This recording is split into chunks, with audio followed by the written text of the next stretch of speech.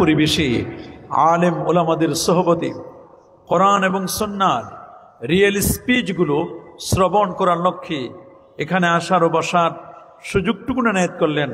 কালিমাতুর শুকর আদায় করে আমরা পড়ে নিচ্ছি আলহামদুলিল্লাহ।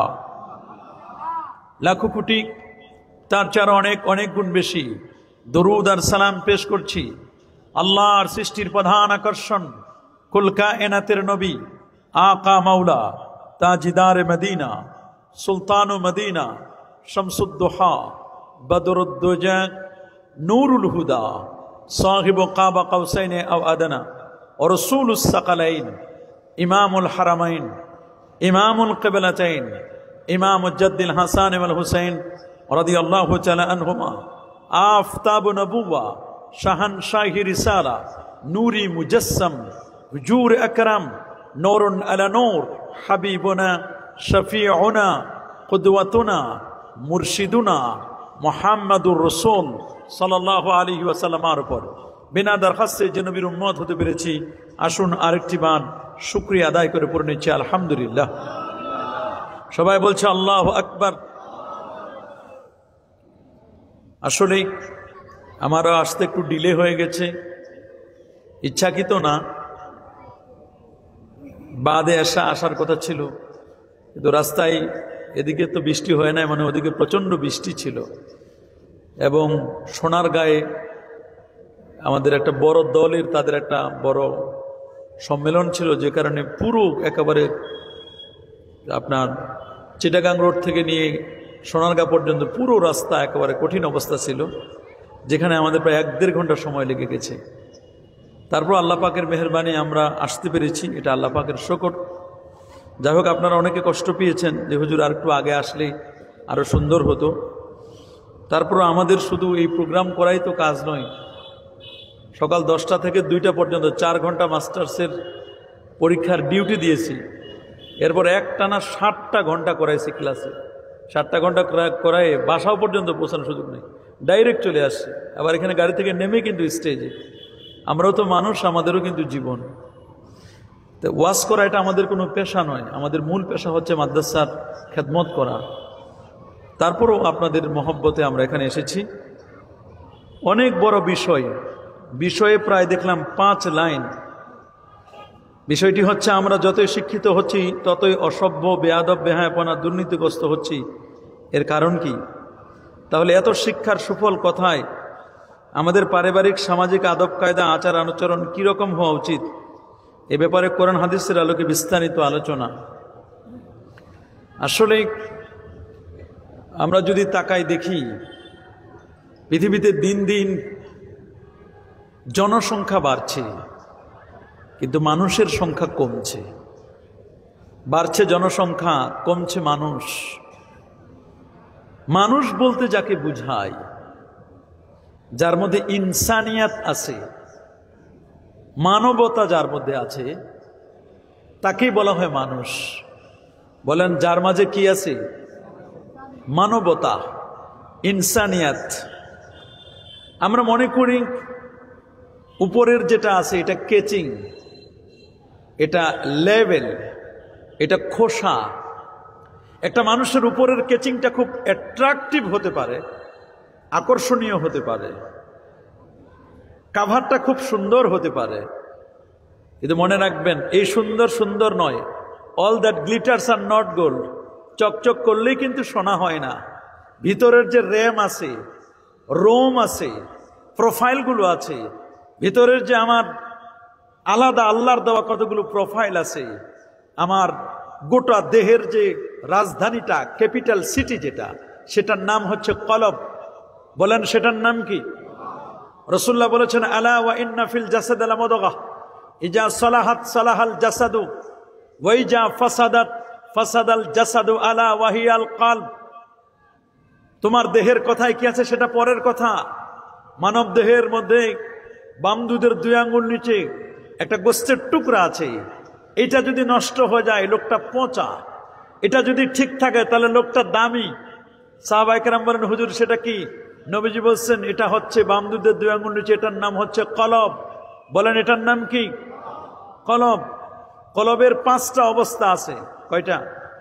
বলেন আমার সাথে, নফসে আম্মারা, নফসে লাওয়ামা, নফসে মুতমাইন্না, নফসে মুলহামা, নফসে মুহাদ্দাসা।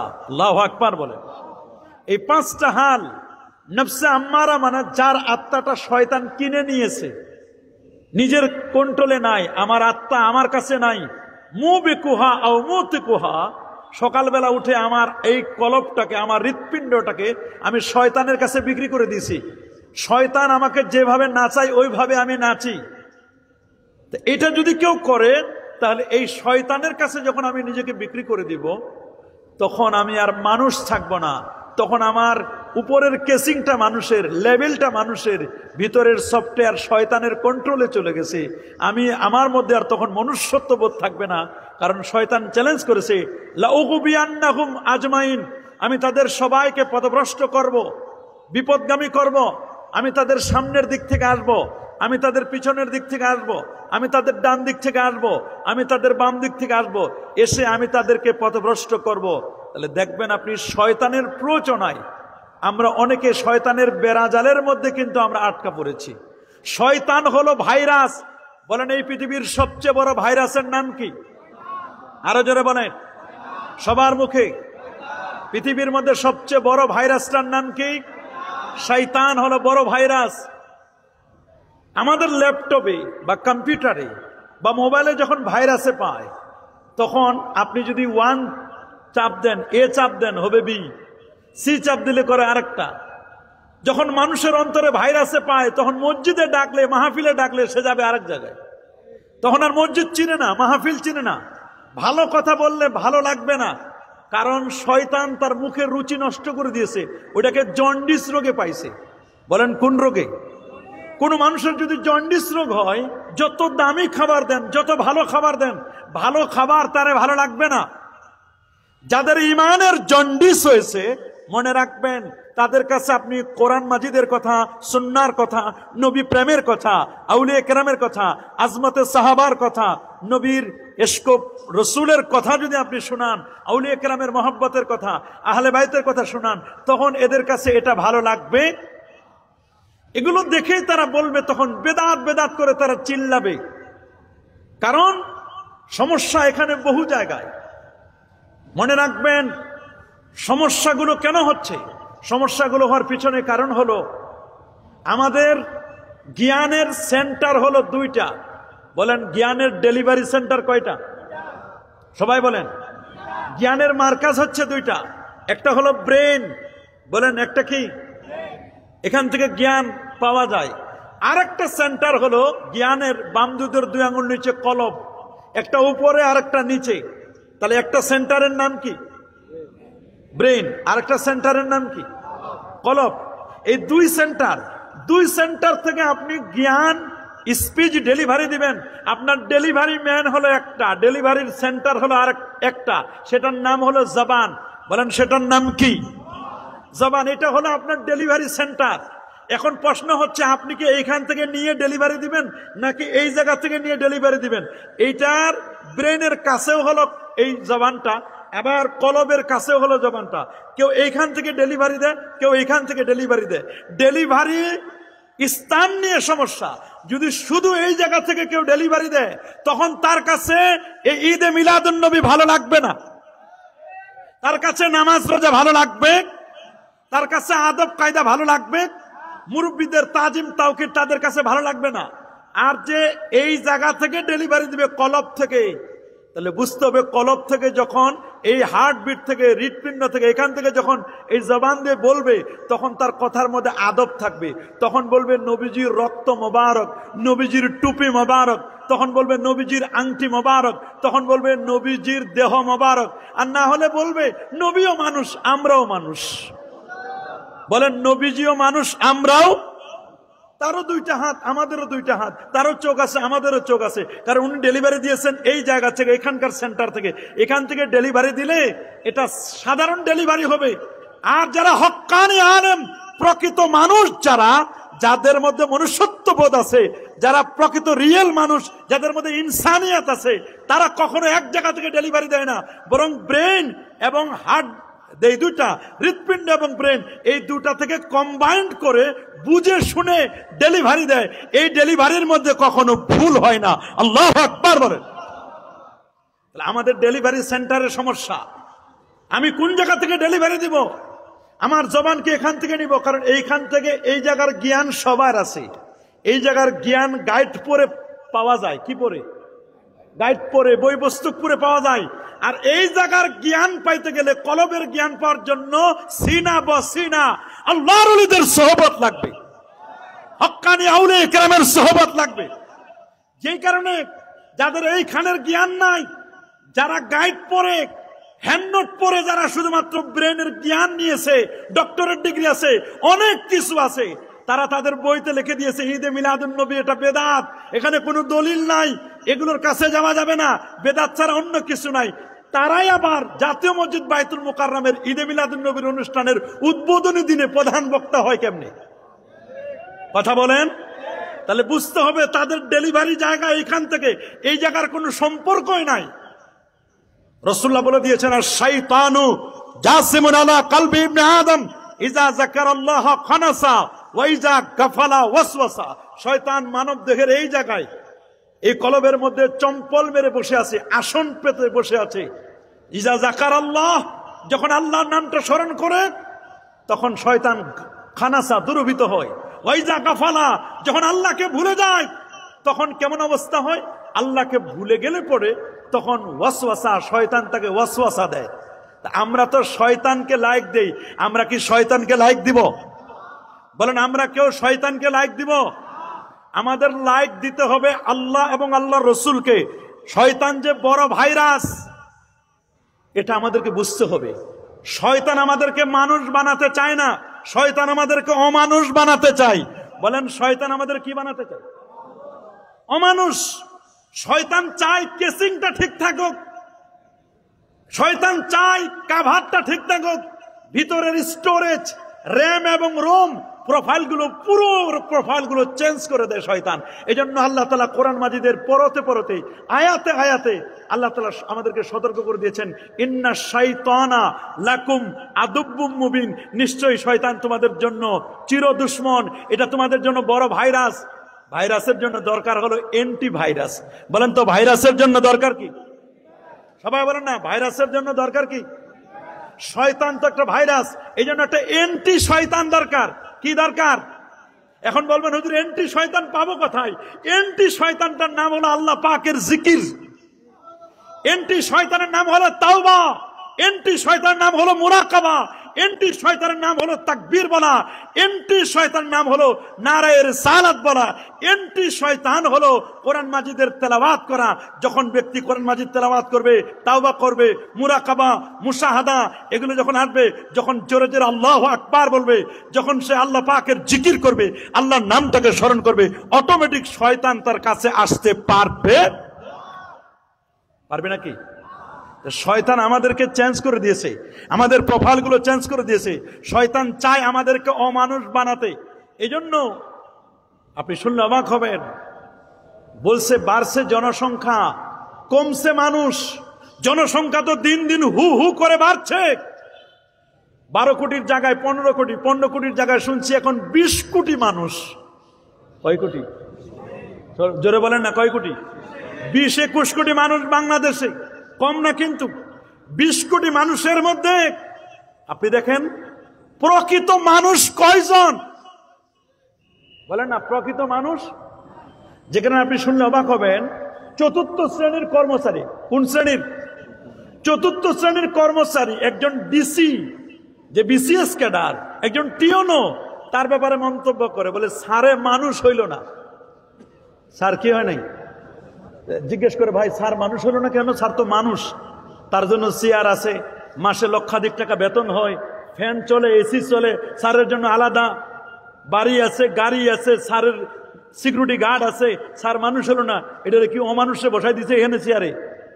কয় মানুষ হয়েছে, খালি বডিটা আছে, কিন্তু স্যারে অমানুষ। বলে কেমনে? 4র্থ শ্রেণীর কর্মচারী বলে। বলে কেন?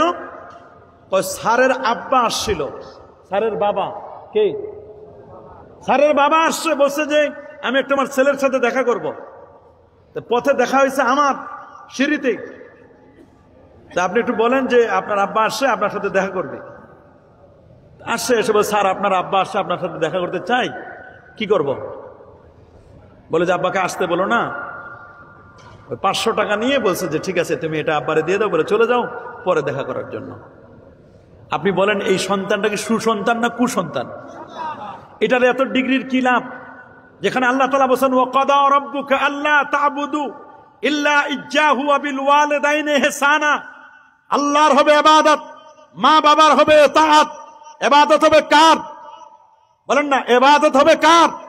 আর মা বাবার হবে ইহসান। মা বাবার আনুগত্য করতে হবে, মা বাবার প্রতি ইহসান করতে হবে। কার? মা বাবার। আল্লাহর হবে ইবাদত, মা বাবার হবে ইহসান। উচিত ছিল সে যদি যোগ্য মানুষ হতো, যোগ্য সন্তান হতো। প্রকৃত মানুষের স্বভাব এটা নয়, বরং উচিত ছিল যখনই শুনছে যে আব্বা আসতেছে, বাবা আসতেছে, চেয়ারটা থেকে নিচে নেমে এসে বাবাকে দুটো হাত ধরে এনে সে যে চেয়ারে বসে ওই চেয়ারে 1 মিনিটের জন্য বসাই দিত। বাবা আমি তোমার যোগ্য সন্তান, তোমার টাকা দিয়ে, তোমার পরিশ্রম দিয়ে, তোমার শ্রম দিয়ে, তোমার সবকিছু দিয়ে আজকে আমি এই পর্যন্ত আসছি। তোমার দোয়ার বদলতে, এলাকাবাসীর দোয়ার বদলতে, আমার ওস্তাদের দোয়ার বদলতে, এলাকার মুরব্বীদের দোয়ার বদলতে আজকে তোমাদের কারণে আজকে আমি এখানে আসি। বাবা এই চেয়ারে যদি তুমি একটু বসে আমার জন্য দোয়া করে দাও, আমি মনে করি এটা আমার জন্য বিশাল পাওনা। এমনটি যদি সন্তান করতে পারতো, এরপরে বাবার যা চাহিদা বুঝাই দিত, এটুকু যদি করতে পারতো তাহলে বুঝতাম উনি একজন প্রকৃত মানুষ। এটা করতে পারলো না। এরকম বহু জায়গা আছে। ছেলে জাহাঙ্গীরনগর বিশ্ববিদ্যালয়ের প্রফেসর, বাবা ওল্ড হোম বৃদ্ধাশ্রমে। বাবা কোথায়? বাবা বৃদ্ধাশ্রমে। আমেরিকার একজন ব্যবসায়ীর কথা লিখেছেন, আপনি শুনলে অবাক হবেন কেমনে অমানুষ হচ্ছি। আমেরিকার একজন বড় মাপের ব্যবসায়ী, তিনি তার মায়ের চুলগুলো নেই, চেহারাগুলো উস্কো খুস্কো, চেহারাটা উস্কো খুস্কো, মায়ের চোখ নেই, দৃষ্টি প্রতিবন্ধী মা, দৃষ্টিশক্তি হারিয়ে ফেলেছেন, চোখ নেই। এই মাকে যখন ওই সন্তানটা যখন বড় ব্যবসায়ী যখন বিয়ে করলো, বিয়ে করার পরে বিশাল ফ্ল্যাট তার, এলিট সোসাইটিতে তিনি বাস করেন, কিন্তু মায়ের জায়গা হয় না। মা রাস্তায় রাস্তায় ঘুরেন। একদিন শুনলেন মা তারই গাড়ির চাকায় অ্যাক্সিডেন্ট করে মা মারা গেলেন। পরবর্তীতে একদিন বাসা পরিষ্কার করতে গিয়ে মায়ের পাওয়া একটা ডায়েরি খুঁজে বের করলেন। দেখি তো এটা মায়ের ডায়েরি। মায়ের ডায়েরিতে তার জীবনী লিখছেন যে এত সালে 1974 সালে আমি বিশ্ব সুন্দরীর মধ্যে আমি প্রথম হয়েছি। তার মা ছিল বিশ্ব সুন্দরীর তালিকায় 1। আমার সন্তানকে বাঁচানোর জন্য একবার আগুন লেগেছিল, সন্তানকে বাঁচাতে গিয়ে আমার সমস্ত চুলগুলো পুড়ে গেছে, আমার চোখ পুড়ে গেছে, আমার চেহারা পুড়ে গেছে। এগুলো যখন লিখছে মা, এগুলো লেখার পরে, অথচ মা ছিল বিশ্ব সুন্দরী, সুন্দরীদের একজন অন্যতম ছিল। সন্তানকে, যেই সন্তান আজকে তার ফ্যামিলিতে তার এলিট, সেই বিশাল জায়গায় যখন মায়ের জায়গা হয় না, তখন সেই মা মারা যাওয়ার পরে মাকে কোনো মতে শুধু দাফন করেছে, দাহ কাজ করেছে, তার মাকে শুধুমাত্র একটি জায়গায় দাফন করে এসেছে। কিন্তু এক পর্যায়ে যখন দেখলো যে হারে আমার মা এই কাজটা করেছে, তখন সে বুঝতে পারলো যে আসলে আমি কি অন্যায় করেছি। আজকে আমাদের সমাজে অনেক যুবক রয়েছে, যে যুবকগুলো হয়তোবা লেখাপড়ার কারণে এলিট পার্সন হয়েছে, একটু শিক্ষিত হয়েছে, অথবা বিদেশে গেছে, বিদেশে যাওয়ার পরে কিছু অর্থকরী হয়েছে, এলাকায় এসে সিএনজি কিনেছে, ভালো গাড়ি কিনেছে, ফ্ল্যাট করেছে, অথচ মা তো সেকেলে রয়ে গেছে। মা তো আর আপ টু ডেট মডার্ন মা হতে পারেন নাই। সেকেলের মাকে তার সেই ভালো এলিট পার্সন ব্যক্তিদের সাথে তার উঠা বসা, তার মাকে সেই ফ্ল্যাটে রাখতে চান না, তার স্ত্রীটাকে সাপোর্ট করেন না। যে কারণে যে মা এবং বাবা যাদের দিকে রহমতের নজরে তাকালে পরে আল্লাহ তাআলা হজ্জের সওয়াব দান করেন, সেই মা বাবাকে ফ্ল্যাটে রাখতে পারে নাই। যেই সমস্ত কুলাঙ্গার, আমি বলবো এগুলো মানুষ হতে পারে, আসলে এরা দেখতে মানুষ হলে প্রকৃতপক্ষে এরাই হচ্ছে অমানুষ। যে তার মা বাবাকে বৃদ্ধাশ্রমে রেখে দিয়েছে, মা বাবাকে এভাবে কষ্ট দিচ্ছে, মা বাবার প্রতি কোনো গুরুত্ব দিচ্ছে না, অথচ সন্তান খুব ভালো জায়গা আছে, এটি তার জন্য চরম একটি অন্যায় কাজ করছে। মনে রাখবেন, মানুষের সংখ্যা দিন দিন বাড়ছে না, বরং মানুষের সংখ্যা দিন দিন কমছে। জনসংখ্যা বাড়ছে, মানুষ বাড়ছে না, বরং জনসংখ্যা বাড়ছে, মানুষ। একটা মানুষ ভালো আমি কেমনে বুঝবো? ভালো মানুষ বুঝার জন্য আমাকে পরীক্ষা করতে হবে। কেমনে বুঝবো? রাসূলুল্লাহ বলে দিয়েছেন, ইজা সাররাতকা হাসানাতুকা ওয়া সাআতকা সাইয়্যাতুকা ফাআনতা মুমিন। মনে রেখো, যখন তুমি দেখবে ভালো কাজ করতে মানুষকে সায় দেয় আর অন্যায় অপকর্ম করতে মানুষদেরকে নিষেধ করে, তখন বুঝবে যে এই মানুষটি হচ্ছে ভালো মানুষ। আল্লাহু আকবার বলেন। প্রত্যেকটা জিনিস মাপার জন্য যন্ত্র রয়েছে। এই পৃথিবীর মধ্যে ভালো মানুষ মাপার জন্য যন্ত্র রয়েছে। আল্লাহ নবী বলছেন, তুমি যে ইমানদার এটি কেমনে বুঝবে? আল্লাহর হাবিব বলেন, ইজা আসাররাতকা হাসানাতুকা ওয়া আসাআতকা সাইয়্যাতুকা। তোমাকে যখন ভালো কাজটি করবার জন্য উৎসাহ দেবে, অন্যায় অপকর্ম করতে যখন তোমাকে অনুৎসাহিত করবে, বাধা দিবে, তখনই বুঝবে তুমি একজন প্রকৃত মানুষ, তুমি একজন প্রকৃত ইমানদার। আল্লাহু আকবার। রাসূলুল্লাহ বলে দিয়েছেন, ইমানদার যেমন তুমি হবে। সহিহ বুখারীর হাদিস, আজকেও হাদিসটা পড়ালাম, স্পষ্ট করে লেখা আছে। আল্লাহ নবী বলেন, প্রকৃত মুসলমান কে রে? আল মুসলিমু মান সালাম আল মুসলিমুনা মিন লিসানি ওয়া ইয়াদি। প্রকৃত মুসলমান হচ্ছেন তিনি যার জবান থেকে এবং যার হাত থেকে আরেকটা মানুষ নিরাপত্তা লাভ করবে। সুবহানাল্লাহ বলেন। এখন আপনি দেখেন, আপনার জবান দ্বারা আরেকজন মানুষ সেফ কিনা, নিরাপদ কিনা? না, নিরাপদ না। আমরা একজন আরেকজনকে গালি দেই। সিবাবুল মুসলিমে ফুসুক। রাসূলুল্লাহ বলে দিয়েছেন, কোন মুসলমানকে গালি দেওয়া ফাসিকি। আমরা কি মুসলমান আরেক মুসলমানকে গালি দেই না? বাপদাদার নাম তুলে গালি দেয় কি দেয় না? নবীজি আবু জার গিফারিকে ছাড়েন নাই। আল্লাহ নবীর প্রিয় সাহাবী, সুফি সাহাবী ছিলেন আবু জার গিফারি। সহিহ বুখারী শরীফের 8ম পৃষ্ঠার মধ্যে লেখা, আমার নবী তার গলার জামার কলার ধরে নবী তাকে টেনে এনেছেন। বলেন, ইয়া আবা যাররিন ইন্না কামরুন ফিকা জাহিলিয়া। ইয়া আবা যার, রে আবু জার, ইন্না কামরুন ফিকা জাহিলিয়া। আবু জার গিফারি, তোমার দেহের মধ্যে জাহিলিয়াতের দুর্গন্ধ পাওয়া যাচ্ছে। তুমি এখন পর্যন্ত জাহিলিয়াতের দুর্গন্ধ সরাতে পারো নাই। সাহাবী আবু জার গিফারি বলেন, হুজুর আমি কি করেছি? আমার কি অন্যায়? নবীজি বলেন, ইন্নাকা সাবাত্তা রাজুলা। তুমি একজন ব্যক্তিকে গালি দিয়েছো। আবু জার গিফারি বলেন, হুজুর আমি কাকে গালি দিয়েছি আমার মনে পড়ে না। নবীজি বলেন, বেলাল তুমি বের হয়ে আসো। হযরত বিলাল বলেন, ইয়া রাসূলুল্লাহ, আবু জার গিফারির সাথে আমার রাস্তায় দেখা, সে আমাকে গালি দিয়েছে। ইয়া ইবনা সাউদা, কাইল্লার পো কাইল্লা, আমি কালো ঘরের সন্তান, হুজুরের জন্য আমাকে গালি দিয়েছে। এটা বুখারী শরীফের হাদিস। আমি কালো ঘরের সন্তান এই বলে আমাকে গালি দিয়েছে। ইসলাম বলে দিয়েছে, লা ফাখরা আলাল আরাবি ওয়াল আজাম। কে আরবি আর কে আজামি, কোনো পার্থক্য নাই। কে সাদা আর কে কালো, কোনো পার্থক্য নাই। মনে রাখবা, ইয়া আইয়ুহান নাস ইন্না খালাকনাকুম মিন যাকারিন ওয়া উনসা ওয়া জাআলনাকুম শুউবান ওয়া কাবাইলা লিতাআরাফু ইন্না আকরামাকুম ইনদাল্লাহি আতকাকুম। কে চৌধুরী বংশের, কে তালুকদার বংশের, কে জমিদার বংশের, কে কত বড় শিক্ষিত, এগুলো পরের প্রশ্ন। আগে জিজ্ঞেস করো তুমি বড় মুত্তাকি কিনা। আমার আল্লাহর কাছে দামি হওয়ার জন্য, আমার আল্লাহর কাছে মর্যাদাবান হওয়ার জন্য মাপকাঠি হলো তাকওয়া। বলেন কি? আরো যারা বলেন কি? বংশমর্যাদা আপনাকে অনেক দূর নিয়ে যেতে পারে, কিন্তু আপনার ব্যবহার, আপনার ভালো বিহেভ, এটা যদি আপনার ভালো না থাকে, তাহলে এই বংশ ব্যবহার যদি আপনার ভালো না থাকে, বংশীয় মর্যাদা আপনাকে উঠাতে পারবে না। এজন্য কোরআনের নির্দেশ, ওয়াকুলু লিন্নাসি হুসনা। তোমরা যখন মানুষের সাথে কথা বলবে তখন সুন্দর করে কথা বলো। মানুষের সাথে যখন কথা বলবে বেতলিকি ওয়াজহিন, তুমি স্বাচ্ছন্দ্য নিয়ে কথা বলবে। মানুষের সাথে কথা বলার সময় সুন্দর করে কথা বলতে হবে। গুরু উৎসুকিত করা যাবে না। আপনি যার সাথে কথা বলতেছেন তার চোখে চোখ রেখে আপনি তাকাবেন, তার দিকে আপনি তাকাবেন। আপনি কথা বলেন একজনের সাথে, তাকান আরেক দিকে, এটা এক ধরনের বেয়াদবি। বলেন এটা এক ধরনের কি? আল আদাবু খায়রুম মিনাজ যাহাবি ওয়াল ফিদ্দা। সাহাবায়ে কেরাম বলে দিয়েছেন যে আদব এটা এমন একটা জিনিস, এটা খায়রুম মিনাজ যাহাবি ওয়াল ফিদ্দা, স্বর্ণ রৌপ্যের চেয়েও দামি। আল্লাহু আকবার বলেন। আদব হচ্ছে স্বর্ণ রৌপ্যের চেয়েও কি? উলামায়ে কেরাম বলেছেন, আত-তরিকু কুল্লুহা আদব। তরিকার সবটুকুই হচ্ছে আদব। ওফি কুল্লি মাউদাইন আদব। প্রত্যেকটা ঘাঁটিতে হলো আদব। আদব এটা বাজারে বিক্রি হয় না। বলেন আদব কি হয় না বাজারে? আদব বাজারে বিক্রি হয় না। আদব বাবা দেখে শিখতে হয়। আদব আপনাকে দেখে শিখতে হবে। একটা মানুষের মধ্যে যদি আদব থাকে, আদবের সাথে যদি এলেম থাকে, এলেম এবং আদব এই দুটো যদি এক জায়গায় থাকে রে, এলেমের সাথে যদি হেলেম থাকে, আদব থাকে, মনে রাখবেন এই লোকটা হলো প্রকৃত মানুষ। এলেম আছে, আদব নাই। এটা কেমন আমি বলি, এটাকে উদাহরণ দিই। এটা হলো ওই গাড়ির মতো, যে গাড়িটার গাড়ি আছে কিন্তু গাড়ির মধ্যে পিকআপ আছে, পিকআপটা হলো এলেম, নলেজ। আর ব্রেক, যেটা ব্রেকটার নাম হলো আদব। বলেন এলেমটা হলো পিকআপ, এলেমের নাম কি? বলেন না, এলেমের নাম কি? পিকআপ। আর ব্রেক যেটা আছে এইটার নাম হলো আদব।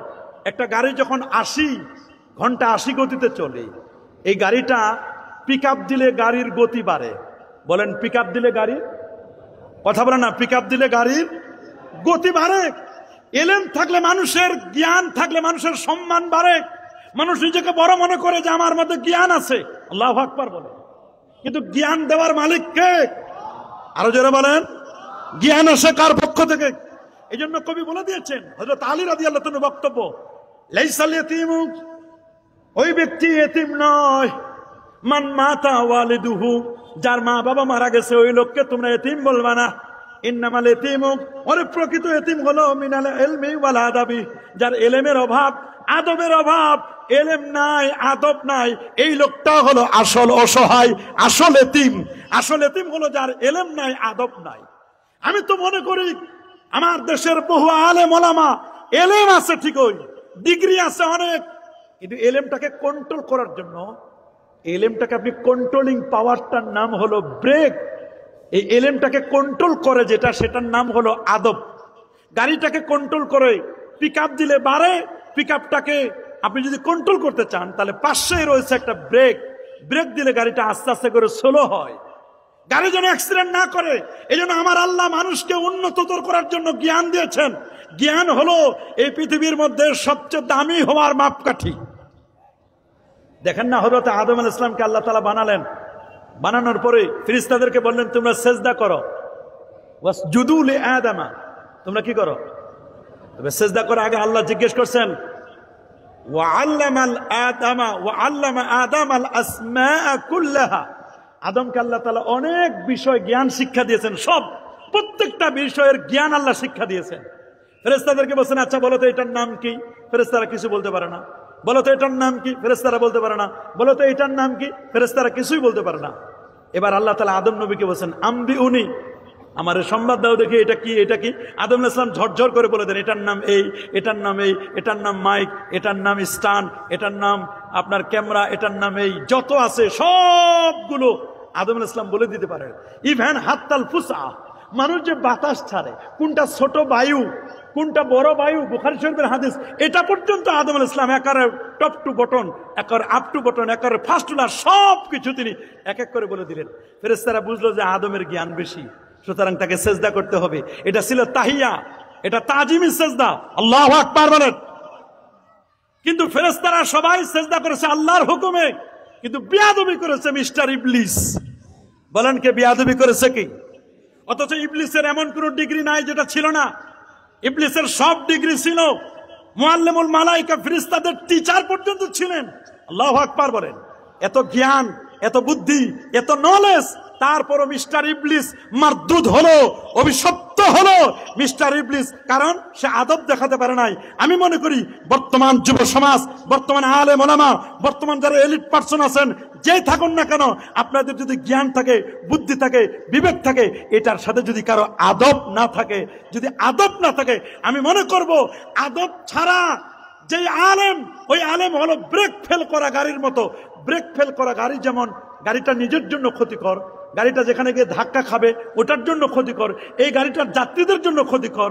গাড়িটা ইঞ্জিন নষ্ট হবে, পুরো বডি নষ্ট হয়ে যাবে, যাদের সাথে ধাক্কা লাগবে তাদেরকেও নষ্ট করবে, নিজের জন্য ক্ষতিকর, অপরের জন্য ক্ষতিকর। আমি মনে করব যেই সমস্ত ব্যক্তিদের এলেম আছে, জ্ঞান আছে, নলেজ আছে, বাট আদব নাই, শিষ্টাচার নাই, হিকমা নাই, প্রজ্ঞা নাই, আমি বলবো এটা ব্রেক ফেল করা গাড়ির মতো। বলেন কিসের মতো? ব্রেক ফেল করা। একটা গাড়ি যদি ব্রেক ফেল করে, এই যে দেখেন মাইলস্টোন কলেজে উত্তরায় বিমানটা কি হয়ে গেল? ক্রাশ হলো না কেন? বিমানটা কথা শুনে নাই। বিমানটা কি পাইলট নিয়ে যেতে চাইছিল উপরে, বিমানটা উপরে যায় না, ওটা বেয়াদবি করে নিচে নামতেছে। তখন কন্ট্রোল রুমে, এটিসি এয়ার ট্রাফিক কন্ট্রোল রুমে পাইলট বলতেছে, স্যার আমি তো বিমান উঠাইতে চাই উপরে, বিমান তো উপরে যাইতে চায় না, নিচে নামতেছে। এই যে সীমালঙ্ঘন করেছে, ওর কন্ট্রোল রুম থেকে ওর পাওয়ারটা শুনে নাই।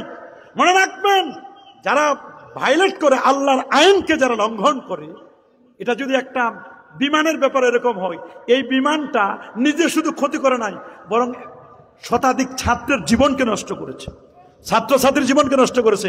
আমি মনে করি যাদের আদব নাই, বেয়াদব মার্কা আলেম বলেন, ছাত্র বলেন, মানুষ বলেন, এই বেয়াদব মার্কা ব্যক্তি শুধু নিজের ক্ষতি করে না, পুরো সমাজকে নষ্ট করে। যাদের আদব কায়দা নাই তারা হলো সমাজের ভাইরাস। বলেন তারা কি সমাজের, বলেন তারা কি সমাজের ভাইরাস? রাসূল বলেন, লাইসা মিন্না মান লাম ইয়ারহাম সাগীরানা ওয়া লাম ইউক্কির কাবীরানা ফালাইসা মিন্না। ওই ব্যক্তি আমাদের অন্তর্ভুক্ত নয় যে ছোটদেরকে স্নেহ করে না, মায়া করে না, বড়দেরকে ইজ্জত করে না, তাজিম করে না, সম্মান করে না, তারা আমার উম্মতের অন্তর্ভুক্ত নয়। মানুষের সাথে যেমন সুন্দর করে কথা বলতে হবে, ঠিক মানুষের সাথে আদব দেখাতে হবে। কি দেখাতে হবে?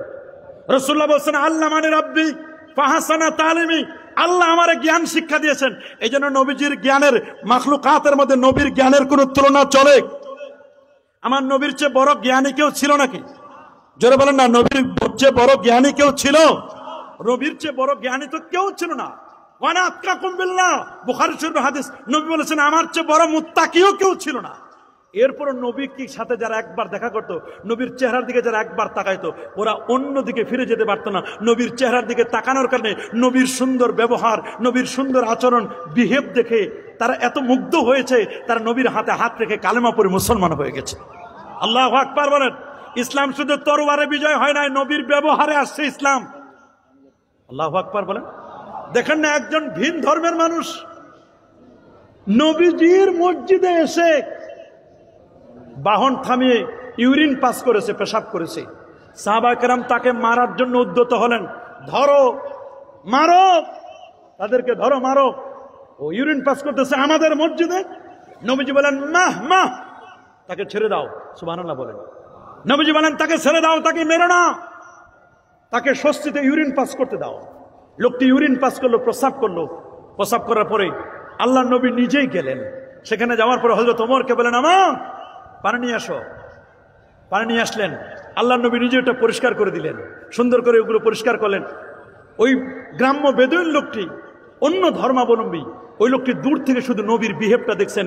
নবীজি আমাকে এদের মারপিট থেকে আমাকে রক্ষা করলেন, নবীজি সুন্দর বিহেভ করলেন, তার চেহারা এত অ্যাট্রাকটিভ, তিনি যখন কথা বলেন তার জবান দিয়ে নূর চমকায়, তিনি যখন হাত উপরে উঠান তার বগল মোবারক থেকে নূর চমকায়। যে নবীর জন্মের সময় 2500 দূরের বড় বড় বিল্ডিং দেখা গেছে নবীর নূরে, সেই নবীর ব্যবহারটা কেমন ছিল? লোকটি যখন নবীজির সুন্দর বিহেভ দেখলেন, নবীজির আচরণ দেখলেন, নবীজির আচরণটি দেখার পরে লোকটি আর নবীর দরবার থেকে লোকটি আর খালি হাতে ফিরে যেতে পারেন নাই। নবীজির সুন্দর আচরণ দেখে যখন তাকে বোঝানো হলো যেটা মুসলমানদের ইবাদতখানা, এখানে মুসলমান নামাজ পড়ে, প্রেয়ার করে, প্রার্থনা করে, তোমাদের ইবাদতখানা যদি এরকম কেউ করতো তোমরা কি করতে? বলে অবশ্যই আমরা তাকে মারপিট করতাম, তাকে আমরা ছাড়তাম না। তাহলে তোমাকে কিন্তু এই নবী আমাদেরকে এই শিক্ষা দিয়েছে যে আমরা তোমাকে আর মারবো না, তোমাকে মারার জন্য উদ্যত হয়েছিলাম, তোমাকে কিন্তু সেভ করেছেন আল্লাহর নবী। তখন সাথে সাথে ওই লোকটি শোনার পরে অবাক হয়ে গেল যে এইরকম তাদের একটা ইবাদতখানা, আর এখানে আমি অন্যায় করেছি। আল্লাহ নবীর কাছে লোকটি বলেন, ইয়া রাসূলুল্লাহ, আপনি আপনার হাতটা বাড়ায় দেন, আমি আপনার হাতে হাত রেখে কালেমা পড়ে মুসলমান হব। এই যে সুন্দর ব্যবহার, এই যে সুন্দর ব্যবহার, এই ব্যবহারের কারণে আল্লাহ নবীর কাছে সবাই নবীর চেহারা দেখে মুসলমান হয়ে গেছে। আল্লাহু আকবার বলেন। আরো যেমন আল্লাহু আকবার। ইতালির রোম থেকে 40 জন আসছে নবীর দরবারে। কতজন? সবাই বলেন না কতজন? 40 জন আসছে নবীর দরবারে। নবীর দরবারে যখন আসলেন, নবীজির ব্যবহারটা কেমন ছিল? নবীর কাছে মেসেজ গেল, ইয়া রাসূলুল্লাহ, আপনার দরবারে ইতালির রোম থেকে 40 জন বড় বড় পণ্ডিত এসেছে, কেউ ইহুদি, কেউ খ্রিস্টান, কেউ ভিন্ন ধর্মের। হুজুর, এদেরকে কথা আমরা বসতে দিব? নবীজি বলেন, এদের জন্য তোমরা মসজিদে নববী খুলে দাও। আল্লাহু আকবার বলেন। সাহাবায়ে কেরাম বলেন, ইয়া রাসূলুল্লাহ, ইয়া হাবিবাল্লাহ, এরা তো ভিন্ন ধর্মের মানুষ, নবী আমরা এদের জন্য কেমনে নবী মসজিদটা আমরা খুলে দিব? এরা তো অন্য ধর্মের, কিভাবে আমরা তাদের জন্য মসজিদ খুলে দেব? নবীজি বলেন ওদের জন্য মসজিদটাই তোমরা খুলে দাও। বলে হুজুর অন্য কোনো জায়গা দিব কিনা? বলে না না না, তোমরা এদের জন্য মসজিদে নববী আমার মসজিদটা খুলে দাও, যেই মসজিদে 1 রাকাত নামাজ পড়লে 50,000 রাকাতের সওয়াব। সুবহানাল্লাহ বলেন। সাহাবায়ে কেরাম অবাক হয়ে গেল, হুজুর মসজিদে নববী খুলে দিব? বলে হ্যাঁ, ওদের সুন্দর জায়গার ব্যবস্থাপনা করে দাও। কিছুক্ষণ পরে নবীজি আসলেন, ওরা নবীকে তাজিম করতে গিয়ে নবীকে দেখে তারা দাঁড়ায় গেল। নবীজি বলেন তোমরা বসো। নবীজি মিম্বারে দাঁড়ালেন। মিম্বারে দাঁড়ানোর পরে নবীজি তাদের সাথে হাল পুরসি করলেন, জিজ্ঞেস করলেন তোমরা কোথা থেকে এসেছো? লিমা জি তুমি হা হুনা, তোমরা এখানে কেন এসেছো? তোমরা কি উদ্দেশ্যে এসেছো? ওরা বলল আমরা শুনেছি নবী আপনার দেশে, শুনেছি আপনি নাকি অনেকদিন ধরে দেশটা চালান, এই দেশ পরিচালনা করেন, আপনার দেশে নাকি কোনো সুপ্রিম কোর্ট নাই, আপনার দেশে নাকি কোনো বড় বড় ভবন নাই, আপনি এত বড় একটা রাষ্ট্র চালান, আপনার দেশে নাকি কোনো জেলখানা নাই, জেলখানা ছাড়া একটা রাষ্ট্র কেমনে চলে? আল্লাহু আকবার বলেন। আপনার দেশটা আপনি কেমনে চালান? এখানে অন্য কিছু নাই, আপনি কি সুন্দর বিহেভ, কি সুন্দর আচরণ করে চালান। আমরা আপনার এই দেশটা দেখার জন্য আসি, আর আমরা আপনার কাছে কয়েকটি প্রশ্ন করার জন্য এসেছি। আল্লাহু আকবার বলেন। কয়েকটি প্রশ্ন করার জন্য এসেছেন। এক সময় আপনারা শুনলে অবাক হবেন, ইহুদিরা যখন নবীকে দেখতো তখন বলতো আসসালামু আলাইকা, হে মোহাম্মদ তোমার মৃত্যু হোক। হে মোহাম্মদ তোমার কি? ইহুদিরা বলতো মোহাম্মদ তোমার মৃত্যু হোক। এটা যখন বারবার বলে মোহাম্মদ তোমার মৃত্যু হোক, তখন হযরতে আয়েশা সিদ্দিকা রাদিয়াল্লাহু তাআলা আনহা উনি বলেন ইয়া রাসূলুল্লাহ আমার আর সহ্য হচ্ছে না হুজুর, আমি এদেরকে কিছু বলতে চাই। নবীজি বলেন আয়েশা ইন্নাল্লাহা রিফকুন ইউহিব্বুর ইন্নাল্লাহা রাফিকুন, মনে রাখবা আল্লাহ তাআলার কোমল, আল্লাহ তাআলা ইউহিব্বুর রিফকা, আল্লাহ তাআলা কোমল ব্যক্তিকে পছন্দ করেন। আয়েশা তুমি তাদের উপর চড়াও হয়ো না। যদি ওরা বলে আসসালামু আলাইকা আপনার মৃত্যু হোক, তাহলে তুমি শুধু তাদেরকে বলবে ওয়া আলাইকা, তুমি যেটা আমার জন্য করছো ওইটা তোমারও, ওদের জন্য দোয়া করবে না। ও বলছে আসসালামু আলাইকা, তুমি শুধু বলো ওয়া আলাইকা, এতটুকু বললে যথেষ্ট। নবী করিম সাল্লাল্লাহু আলাইহি ওয়াসাল্লাম তাদেরকে কি সান্ত্বনা দিয়েছেন, নবীজি তার স্ত্রীকে কিভাবে ধৈর্য ধারণ করার কথা বলেছেন, সেই নবীজি তাদের জন্য মসজিদে নববী খুলে দিলেন। নবী তাদের সাথে হাল পুরসি করার পরে আল্লাহর হাবিব প্যারা নবী রাসূল করিম সাল্লাল্লাহু আলাইহি ওয়াসাল্লাম তাদেরকে বললেন আচ্ছা বলো তোমাদের কি কোশ্চেন করতে চাও? ওরা যখন এক এক করে একের পর এক প্রশ্ন করতে লাগলেন, হুজুর আপনি বলবেন আকাশের একটা চাঁদ দেখা যায়, চাঁদের মধ্যে কালো কালো দাগ কেন? আপনি এটা বলবেন। নবীজি বলেন এই তো প্রশ্ন তোমাদের, আকাশের মধ্যে চাঁদে কালো কালো দাগ কেন, এটাই প্রশ্ন? বলে হ্যাঁ এটা আমাদের একটা প্রশ্ন। আর কোনো প্রশ্ন আছে? জি হুজুর প্রশ্ন আছে আপনার কাছে। পৃথিবীতে এমন একটি জায়গার নাম বলবেন যেখানে সূর্যের আলো একবার পড়েছে, কিয়ামত পর্যন্ত আর সূর্যের আলো ওখানে পড়বে না, জায়গাটার নাম বলবেন। নবীজিকে প্রশ্ন করা হলো ইয়া রাসূলুল্লাহ আপনি বলবেন এই পৃথিবীর মধ্যে একটা মানুষের হার্টের প্রবলেম হলে হার্ট প্রবলেমটা সলভ করবে কেমনি? নবীজি আপনি এই সম্পর্কে বলবেন। আপনার তারিখ ইসলামিক হিস্টোরি সম্পর্কে আপনার কোনো জ্ঞান আছে কিনা?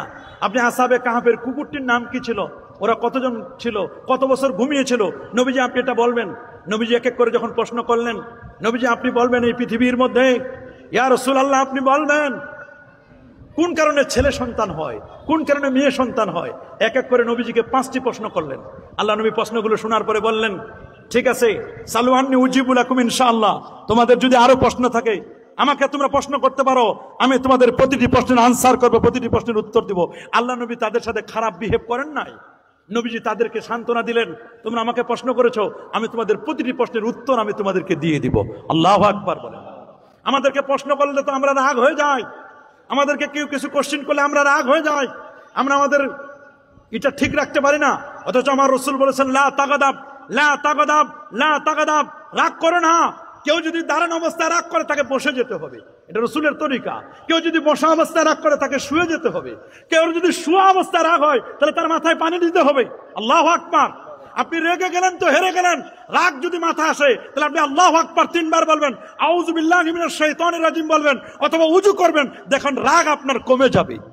রাগের মাথায় মানুষ অনেক কিছু করে ফেলে। আমাদের কাছে অনেকে ফতোয়া জিজ্ঞেস করে, হুজুর রাগের মাথায় আমার স্ত্রীকে তো আমি তালাক দিয়ে দিছি। খালি এক তালাক না হুজুর, 1 2 3 4 5 6 100 তালাক পর্যন্ত দিয়ে দিছি হুজুর। শুধু আমার স্ত্রীর তালাক না হুজুর, আমার তার 11 শ্বশুর শাশুড়ি সহ তাদের 14 গোষ্ঠীর পর্যন্ত তালাক দিয়ে দিছি। মানুষ এগুলো বলে হুজুর রাগের মাথাতে করে ফেলেছি, এখন তো হুজুর বুঝেছি আমার সন্তান আছে, এখন আমি কি করব? আমি বলি তখন ভাই রাগের মাথায় হুটহাট করে সিদ্ধান্ত নেওয়া যায় না। ইজা তাল্লাকার রাজুলু ইমরাতাহু, যখন কোন পুরুষ তার স্ত্রীকে তালাক দেয়, ওয়াহাতাজ্জাতিল আরশ, আল্লাহ পাকের আরশটা কেঁপে ওঠে, হুটহাট করে তালাক দেওয়া যাবে না। তবে কেউ যদি রাগের মাথায় তালাক দিয়ে দেয়, তালাক তো হয়ে যাবে। রাগের মাথায় খুন করলে খুন হয় না? কথা বলে না কি? রাগের মাথায় খুন করলে খুন হয় না? রাগের মাথায় খুন করলে যেমন খুন হয়, রাগের মাথায় কেউ যদি কাউকে বাড়ি মারে বাড়ি যেমন লাগে, ঠিক তেমনি ভাবে রাগের মাথায় তালাক দিলেও কিন্তু তালাক হয়ে যায়। রাগের মাথায় তালাক দিলে কি হয়ে যায়? যখন রাগের মাথায় আপনি এরকম কঠিন সিদ্ধান্তে যখন পৌঁছে যান, তখন পরবর্তীতে আপনি পাস্তান। এই জন্য রাগ হলেও মাথায় যদি আপনার রাগ এসে যায়, যদি দাঁড়ানো থাকেন সাথে সাথে বসে যাবেন। বসা থাকলে শুয়ে পড়বেন, শুয়ে পড়লে আপনি বলেন মাথায় একটু তেল দাও না, একটু পানি দাও, দেখবেন রাগ কমে যাবে। নবীজি বলে দিয়েছেন রাগ করবে না, রাগ করবে না। রেগে গেলে তো হেরে গেলে, রেগে গেলে তো আমরা যদি রেগে যাই তাহলে কিন্তু আমরা হেরে যাব। মনে রাখবেন রাগ করা যাবে না। তবে হ্যাঁ, ওই ব্যক্তি সবচেয়ে ভালো যার রাগটা আসে দেরিতে আবার চলে যায় তাড়াতাড়ি, এই লোকটা সবচেয়ে ভালো। এমন লোক আছে দ্রুত রাগ হয় আবার যায় কিন্তু অনেক পরে। আসবে দেরিতে, যাবে কি? যাবে তাড়াতাড়ি। আসবে দেরিতে রাগ, আবার রাগটা তাড়াতাড়ি চলে যাবে। এই লোকটাই হলো সবচেয়ে ভালো। মাঝে মধ্যে রাগও করতে হয়, মাঝে মধ্যে নবীজি মাঝে মধ্যে রাগ করতেন, তবে রাগটা ছিল নবীজির সুন্নত তরিকায় রাগ। আল্লাহু আকবার বলেন, আর যেমন আল্লাহু আকবার। খুব বেশিক্ষণ নবীজি, আমরা তো অনেক সময় জেদ করি, রাগের মাথায় অনেক কিছু হঠকারিতা আমরা সিদ্ধান্ত নিয়ে নিই। আপনি যদি সুন্দর সমাজ বিনির্মাণ করতে চান, রাগ করা যাবে না। সবার সাথে সুন্দর বিহেভ করতে হবে। আল্লাহ নবী যেমন ইহুদিদের সাথে, খ্রিস্টানদের সাথে, অমুসলিমদের সাথে আল্লাহ নবী সুন্দর ব্যবহার করেছিলেন। আল্লাহু আকবার। নবীজি একবার কাদেসিয়ার যুদ্ধ থেকে ফিরে আসতেছিলেন, আল্লাহ নবী ঠিক ওই মুহূর্তে দেখলেন সামনে দিয়ে একটা ইহুদির একটা লাশ নিয়ে যাচ্ছে। বুখারী শরীফের হাদিস। কি নিয়ে যাচ্ছে? একটা লাশ, একটা ডেড বডি নিয়ে যাওয়া হচ্ছে। নবীজি লাশটা দেখে দাঁড়ায় গেলেন। সুবহানাল্লাহ বলেন। তো নবীর সাথে যারা অন্যান্য মুসলমান ছিল তারাও দাঁড়িয়ে গেলেন। সাহাবায়ে কেরাম বললেন, হুজুর এটা তো একটা ইহুদির লাশ, আপনি যে দাঁড়ায় গেলেন ইয়া রাসূলুল্লাহ। নবীজি বলেন, হোক না ইহুদি, এটা কি মানুষ না? আল্লাহু আকবার। ইহুদি হতে পারে কিন্তু এটা তো মানুষ, এটা তো আদম সন্তান, মানবতা। আমি তো ইহুদির জন্য দাঁড়াই নাই, আমি মানবতার জন্য দাঁড়িয়েছি। আল্লাহু আকবার। যে নবী মানবতার জন্য দাঁড়িয়ে স্যালুট করতে পারেন, কুমুলে হাদাল মাইয়িত, এই মৃত ব্যক্তির জন্য তোমরা দাঁড়িয়ে যাও। আমরা নবী পাক সাল্লাল্লাহু আলাইহি ওয়াসাল্লামের জন্য দাঁড়াইলে অনেকেই ফতোয়াবাজি করে। কথা বলেন, বড় করে কিনা? ফতোয়াবাজি করে। মনে রাখবেন আল্লাহ নবীর যে সুন্নত তরিকা, আজকে সমাজের মধ্যে আমরা দেখে দেখে সালাম দিই। ইসলাম নিয়ম হচ্ছে সালাম দেখে দেওয়া নয়, বরং চেনা অচেনা সবাইকে সালাম দিতে হবে। লিল মুমিনি আলাল মুমিনি সিত্তু খিসাল, সহিহ হাদিস। নবী বলেছেন এক মুসলমান আর এক মুসলমানের 6টি ডিউটি আছে, 6টি দায়িত্ব আছে। সমাজ বিনির্মাণের জন্য 6টি কাজ করতে হবে। ইসাল্লিমু আলাইহি জালাকিয়া, দেখা হলে সালাম বলেন, দেখা হলে সবাই বলেন দেখা হলে। বাদিউম বিসালাম বারিউম মিনাল কেবির, যিনি প্রথমে সালাম দিবে তার মনের মধ্যে অহংকার থাকবে না, কেবের থাকবে না। আমাদের অন্তরে তো কেবের ভরা। বলেন আমাদের অন্তরে কি কেবের? আমি বড় মুহাদ্দিস, আমি ইমাম সাহেব, আমি খতিব সাহেব, আমি পীর সাহেব, আমি কেন সালাম দিব? আগে তারা আমাকে সালাম দিবে। না রে বাবা, আল্লাহ নবীর তরিকা ছিল, নবীজি মাররা আলা গেলমানিন, নবী যখন ছোট্ট ছোট্ট সোনামণিদের পাশ দিয়ে যেতেন, আল্লাহ নবীর আগে কেউ সালাম দিতে পারতো না, নবীজি আগে সালাম দিতেন। আল্লাহু আকবার বলেন। আল্লাহ নবী আগে সালাম দিতেন। নবীজি এই জন্য সালাম মানে শান্তি। বলেন সালাম মানে কি? আমরা আল্লাহকে বলি আল্লাহুম্মা আনতাস সালাম ওয়া মিনকাস সালাম, হাইয়ানা রাব্বানা বিস সালাম, তাবারাকতা রাব্বানা ওয়া তাআলাইতা ইয়া যাল জালালি ওয়াল ইকরাম। আপনি যখন জান্নাতে যাবেন তখন আল্লাহ দিবেন সালাম। কি দিবেন? সালামুন কাওলাম মির রাব্বির রহিম। আল্লাহু আকবার বলেন। ওয়াসিকাল লাযিনা ইত্তাকাউ রাব্বাহুম ইলাল জান্নাতি যুমারা হাত্তা ইযা জাউহা ওয়া ফুতিহাত আবওয়াবুহা ওয়া ক্বালা লাহুম খাজানাতুহা সালাম। আল্লাহু আকবার বলেন। শান্তি আর শান্তি। আজকে শান্তি তো নাই, অশান্তির দাবানল জ্বলছে। ঘরেও শান্তি নাই, প্রতিষ্ঠানেও শান্তি নাই, দোকানে শান্তি নাই, বাজারে শান্তি নাই, মসজিদেও শান্তি নাই। মসজিদগুলোতে কমিটি নিয়ে ভেজাল। এমন কোন মসজিদ নাই যে মসজিদে কমিটি নিয়ে ভেজাল না। কেন? আজকে সমাজ যে নষ্ট হয়ে যাচ্ছে, এই নষ্ট হয়ে যাওয়ার পিছনে কারণ তো নবীজি বলে দিয়েছেন। আল্লাহ নবী 1500 বছর আগে বলে দিয়েছেন। 2220 নম্বর হাদিস জামে তিরমিজির, তিনি বলে দিয়েছেন ইজা উত্তুখিজাল ফাইউদওয়ালা, যখন মানুষ রাষ্ট্রীয় সম্পদকে কুক্ষিগত করবে, রাষ্ট্রের সম্পদকে নিজের সম্পদ মনে করে খাবে। দেখেন না গণভবন থেকে যেভাবে মানুষ মাছ নিয়ে গেছে, চেয়ার নিয়ে গেছে, এগুলো জিনিস যেভাবে নিয়ে গেছে মনে করছে নিজের সম্পদ, এগুলো তো রাষ্ট্রীয় সম্পদ। কথা বলেন, এগুলো কি রাষ্ট্রীয় সম্পদ? একজন দায়িত্বশীল সে পালাই গেছে, এই সম্পদটা রাষ্ট্রে জমা হবে, অথচ আমরা এটাকে গনিমত মনে করে খেয়ে নিলাম, যার যা নিয়ে আসলাম। এই যে উত্তুখিজাল ফাইউদ্দুওয়ালা বলে আমানাতু মাগনামা, সমাজের মধ্যে এখন আমানতদারিতা নাই, কথার আমানত আছে, কাজের আমানত আছে। আজকে আমানতদারিতা নাই, যেখানে সমাজে মানুষ আর মানুষ নাই, মানুষগুলো সব অমানুষ হয়ে যাচ্ছে। মানুষ আর মানুষ আছে, আমানতদারিতা নাই। আপনি একজনের কাছে 5 লাখ টাকা রাখতে দিবেন, 6 মাস পরে চান, বলে আপনি আমার টাকাই দেন নাই, পুরো অস্বীকার করে। কথা বলেন ঠিক না? মানুষ কত কাকুতি মিনতি করে বলে ভাই আমার শুধু একটা মাসের জন্য 1 লাখ টাকা ধার দেন, দেখেন 1 মাস চলে গেলে সাথে সাথে আমি দিয়ে দিব। নেওয়ার সময় কত কাকুতি মিনতি, কত কথা, কত কমিটমেন্ট। খালি যখনের টাকাটা আপনার কাছে হাতায় নিতে পারলো, 1 মাসের আগে আপনি খালি বলেন ভাই আমার টাকাটা না 1 মাস পর দেওয়ার কথা, বলে ভাই আমার টাকার জন্য কি আপনার ঘুমিয়ে আসে না? দেখেন নেওয়ার আগে কি তার বক্তব্য আর নেওয়ার পরে কি বক্তব্য। টাকাটা দেওয়ার সময় কিন্তু এটা কথা ছিল না, 1 মাসের পরে দিয়ে দিবে। এখন শুধু টাকা চাইতে গেছি, বলে ভাই আপনার কি আমার টাকার জন্য ঘুম আসে না? আপনি এত পীড়া দিচ্ছেন কেন? দিব তো, আমি কি আপনার টাকা খেয়ে নিছি? আমি কি দেশ ছেড়ে চলে যাচ্ছি? কত কথা তখন বলবে। এই জন্য আদ-দাইনু মিকরাজুল মুহাব্বত, ঋণ হলো ভালোবাসার কেসি। আপনি যদি কারোর সাথে ভালোবাসা, ওই লোকটা কেমন, আপনি যদি লেনদেন করেন, মুআমালাত করেন, লেনদেন করলে বোঝা যাবে তিনি কেমন। লেনদেনে বোঝা যায় লোকটা কেমন। ওয়াল আমানাতু মাগনামা, সমাজের মধ্যে আমানতদারিতা নেই। একটা ড্রাইভারের কাছে গাড়ি আমানত, গাড়িটা কি সরকারের পক্ষ থেকে, হসপিটালের যিনি ডাক্তার, এই ডাক্তারদের কাছে হসপিটাল আমানত। হসপিটালের ডাক্তার হসপিটালে না থেকে সে ক্লিনিকে রোগী ভাগায় নিয়ে যায়। বলেন কোথায় নিয়ে যায়? একজন শিক্ষকের কাছে ছাত্রগুলো আমানত, ছাত্রকে পড়াবে, ক্লাসে পড়াবে, ক্লাসে না পড়ায়া ওইখানে একটা লামসাম কিছু পড়াইয়া এই ছাত্রগুলোকে নিয়ে যায়, তুমি আমার সাথে প্রাইভেট পড়ো। নাউজুবিল্লাহ বলেন। এই যে আমানতের খেয়ানত, আমার রাসূল বলেছেন লা ঈমানা লিমান লা আমানাতা লা, ওই ব্যক্তির ঈমান প্রকৃত ঈমান নেই যার মধ্যে আমানতদারিতা নেই। নবীজিকে প্রশ্ন করা হলো, হুজুর মাতা সা ইয়া রাসূলুল্লাহ, হুজুর কিয়ামত কখন হবে? নবীজি বলেন ইজা দুইয়াতিল আমানা ফান্তাজিরিস সা, যখন মানুষের মধ্যে আমানতদারিতা নষ্ট হয়ে যাবে তখন কিয়ামত হবে। নবীজি বললেন, নবীজিকে প্রশ্ন করা হলো, হুজুর আমানতদারিতা কখন নষ্ট হয়ে যাবে? রাসূল বলেন ইজা উসসাদাল আমরু ইলা গায়রি আহলিহি ফান্তাজিরিস সা, মানুষ যখন, অযোগ্য ব্যক্তিরা যখন যোগ্যতার চেয়ারে বসে যাবে তখন বুঝবা, অযোগ্য লোকেরা যখন যোগ্যতার চেয়ারে বসে যাবে তখন বুঝবা ওইটা আমানতের খেয়ানত। আর আমানতের খেয়ানত কিয়ামতের আলামত।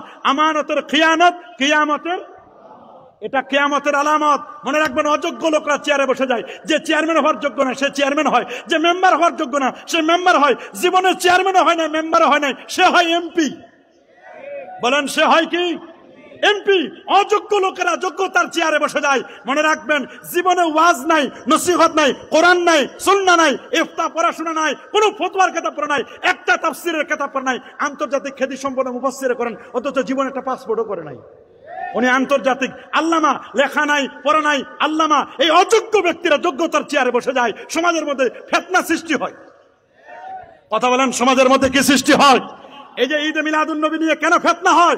একদল সুবিধাবাদী সুন্নি নামের কলঙ্কিত জাহেলে মুরাক্কাবে গায়রে মুফিদ একদল সুন্নি নামধারী শিয়া একদল বের হয়েছে। তাদের কাজটা কি?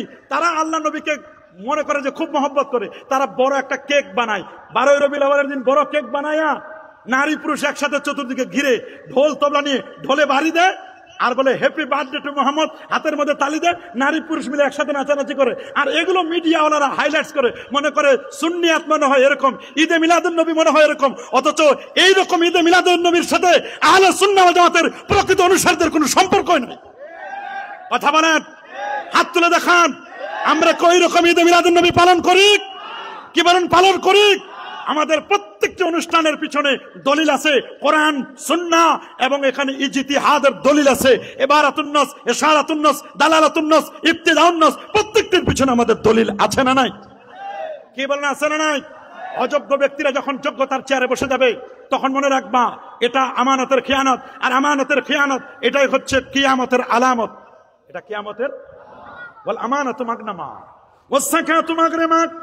মানুষ যখন যাকাতকে জরিমানা করে মনে করবে, সমাজের মধ্যে যখন যাকাত ব্যবস্থা চলে না, এমনি দুনিয়ার সব করে, আল্লাহর জন্য 2.5 টাকা দিতে পারে না, শতকরা 2.5 টাকা। বলেন শতকরা কত? আল্লাহ বলছেন 97.5 টাকা তুমি খাও। এটা তোমার জন্য বৈধ, আমার জন্য শুধু 2.5 টাকা দাও। যদি 2.5 টাকা দাও, সমাজের মধ্যে কোনো ফিতনা ফাসাদ আসবে না, বিপর্যয় আসবে না, অনাবৃষ্টি দেখা দিবে না, অতিবৃষ্টি দেখা দিবে না।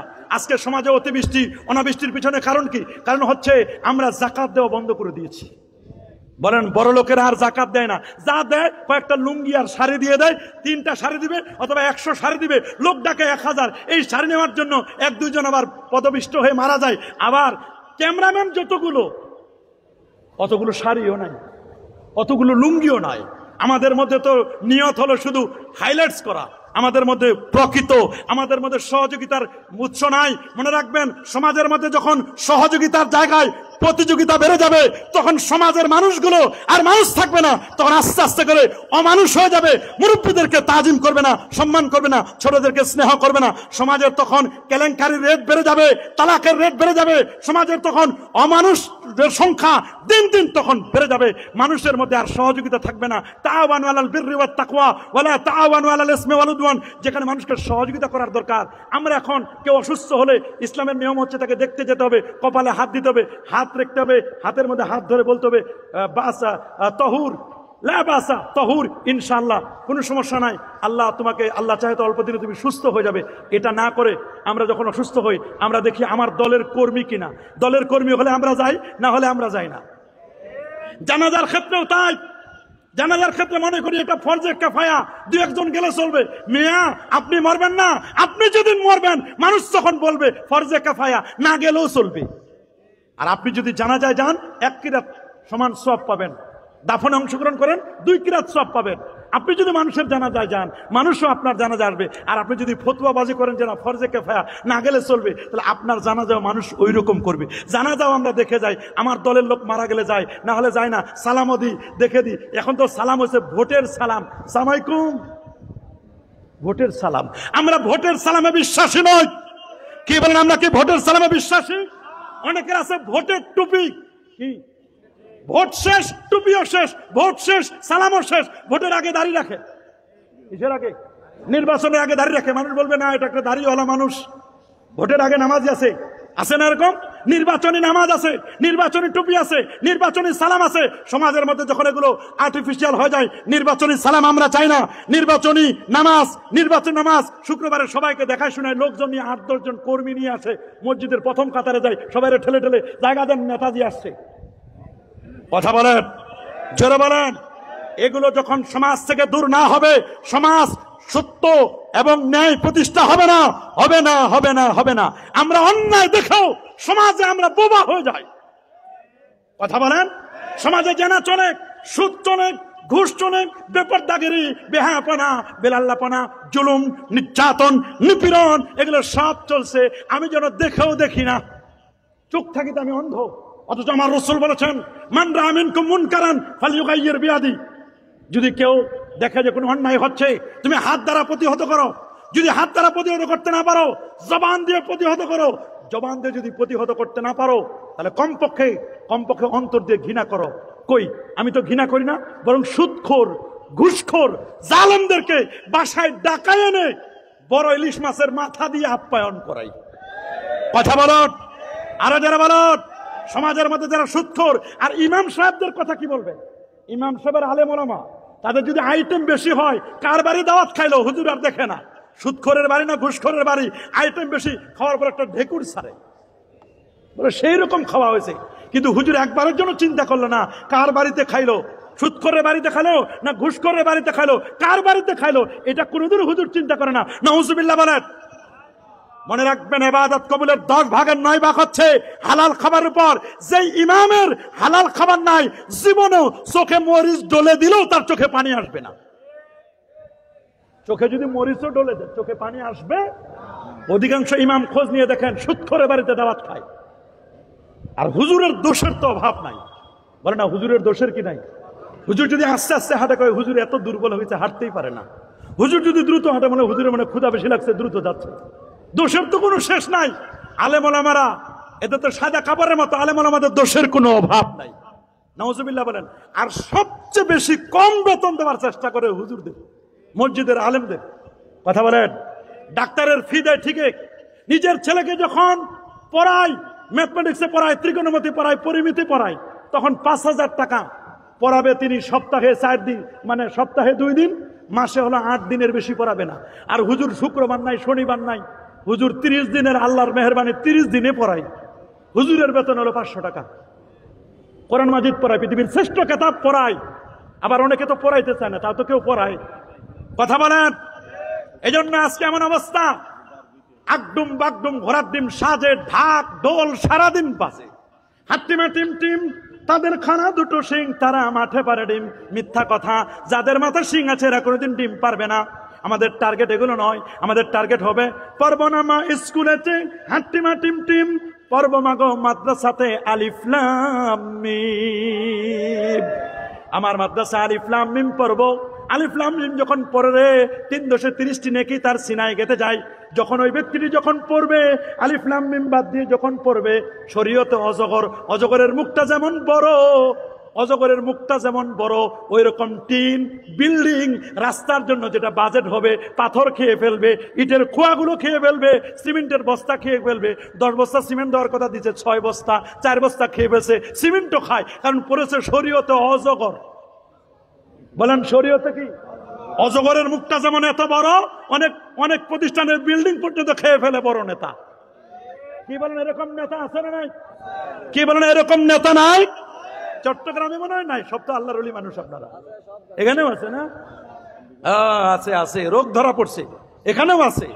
আমি দাবি করব অনেক কিছু, আমি দাবি করি সুন্নি, আমার মধ্যে সুন্নতের কোনো বালাই নাই। আমি সুন্নি, আমি নামাজে যাই না, আমি জামাতে যাই না, আমি আওয়াবিন পড়ি না, আমি ইশরাক পড়ি না, আমি চারটার নামাজ পড়ি না, আমি তাহাজ্জুদ পড়ি না, আমি দান সদকা করি না, নবীর সুন্নতের ধার ধারি না, অথচ নামে আমি সুন্নি, নাম নজর আলী, চোখে দেখি না। এইরকম সুন্নি হয় এখন লাভ নাই, যেখানে সুন্নিদেরকে আমাদেরকে ট্যাগ লাগাই দেয়। সুন্নি মানে মাজার পূজারি, সুন্নি মানে, অথচ আমরা কেউ মাজার পূজা করি? জোরে বলেন, আমরা কেউ মাজার পূজা করি? মাজারের সাথে আমাদের পূজার কোনো সম্পর্ক আছে না? মাজারের সাথে পূজার কোনো সম্পর্ক নাই। মাজার হবে জিয়ারত। বলেন, মাজার হবে, মাজার হবে। আমরা মাজার জিয়ারত করবো, ওলি আউলিয়াদের ফায়েজ এবং তাওয়াজ্জু নেওয়ার জন্য মাজারে আল্লাহর ওলিদের পাশে আমরা যাবো জিয়ারতের উদ্দেশ্যে। আমরা কই সেজদা করব? মাজারকে আমরা সেজদা করি? আমাদের সন্তানদেরকে শিখাই না? এগুলো আমরা শিখাই না। আমরা সন্তানদেরকে সালাম শিখাই, কিন্তু এখন তো সালাম নাই, টাটা, তোমার আঙ্কেল যাই। এখন আর চাচা নয়, তোমার আঙ্কেল নাই, আঙ্কেল নাই, এখন আঙ্কেল থেকে পরিবর্তন হয়েছে হাঙ্কেল। কি হয়েছে? তোমার হাঙ্কেল যায়, টাটা দাও, টাটা। তোমার আন্টি, আন্টি থেকে হয়ে গেছে হান্টি। হ্যাঁ, বেব্বি বে, মেম্মি মে, আন্টি আর আন্টি নাই, বাবা বলে না বেব্বি। কি বলে? বাব্বি, বেব্বি, মাম্মি, মেম্মি, মেম্মি মে, বেব্বি বে। ভেড়ার মতো ভ্যা ভ্যা করে আওয়াজ করে, ওদের মধ্যে কিছুই নাই, অথচ ওদেরকে শিখানোর কথা সালাম। আমরা তো আমাদের সন্তানদেরকে সালাম শিখাই না, ওদেরকে শিখাই টাটা ফাটা। টাটা মানে যাও যে যাচ্ছ, আর আসিও না, চিরদিনের জন্য বিদায় দিলাম, আর আসার দরকার নাই। এগুলো টাটা শিখাবো না, সালাম। বলেন কি শিখাবো? আমার রাসূল বলে দিয়েছেন ১৫০০ বছর আগে,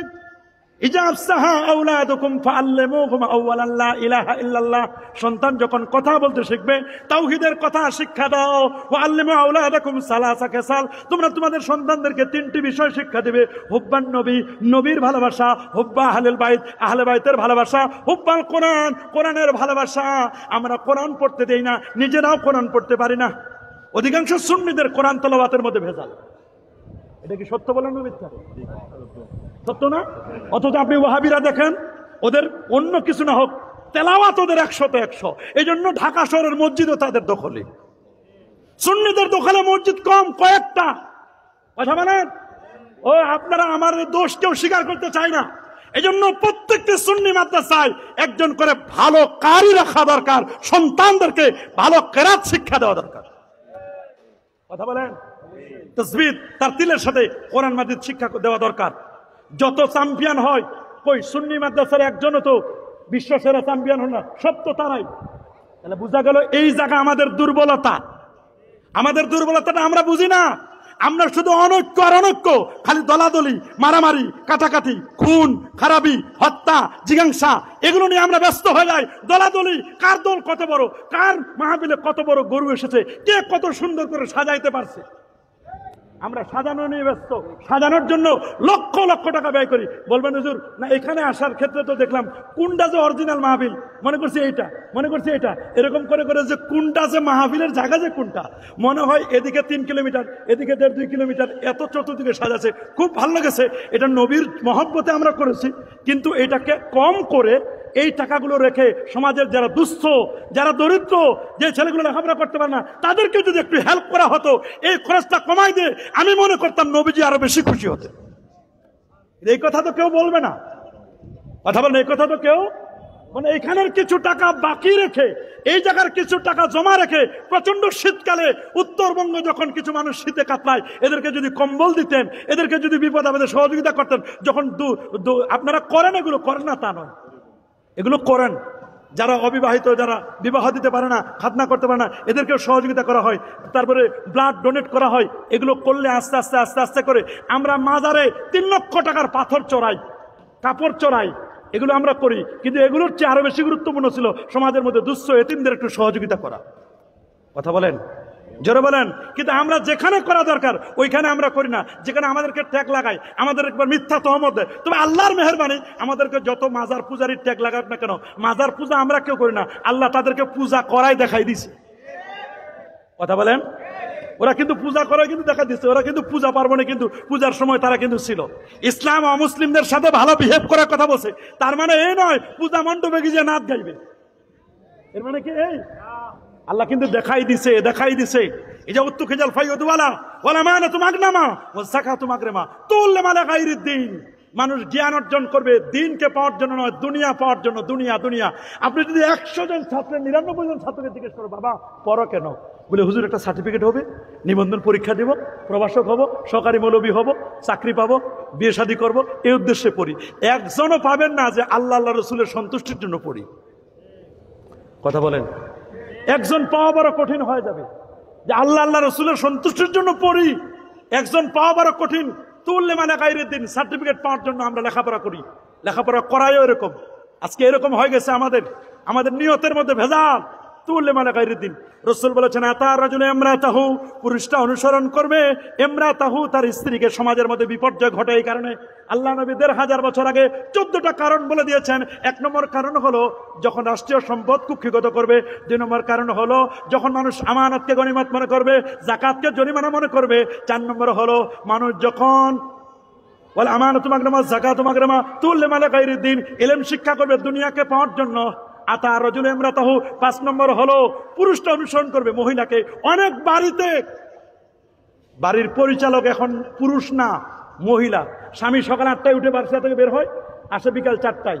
বাজার করা, রান্না বান্না করা, ছেলেকে স্কুলে নিয়ে যাওয়া, আবার নিয়ে আসা, সম্পূর্ণ দায়িত্ব পালন করে মেয়েটা। মেয়ের উপরেই সব, বলেন না স্ত্রীর উপরে কি? অথচ পুরুষের ব্যাপারে বলা আছে আর রিজালু কাওয়ামুনা আলান নিসা। পুরুষটা তো ভূমিকা পালন করবে, কিন্তু পুরুষের ভূমিকা নাই, পুরুষ কিছু নাই। বরং 2 জন যদি মাস্টার্স পাস করে, পুরুষটাও মাস্টার্স পাস করা, আর যারা বিয়ে করছে ভাবি সাহেবা উনিও মাস্টার্স। বলে মশারি টানাবে কে? বলে দরকার নাই মশারি টানানোর, গান শুনি। তুমিও মাস্টার্স, তুমিও গ্রাজুয়েট, আমিও গ্রাজুয়েট, মশারি টানা যাবে না।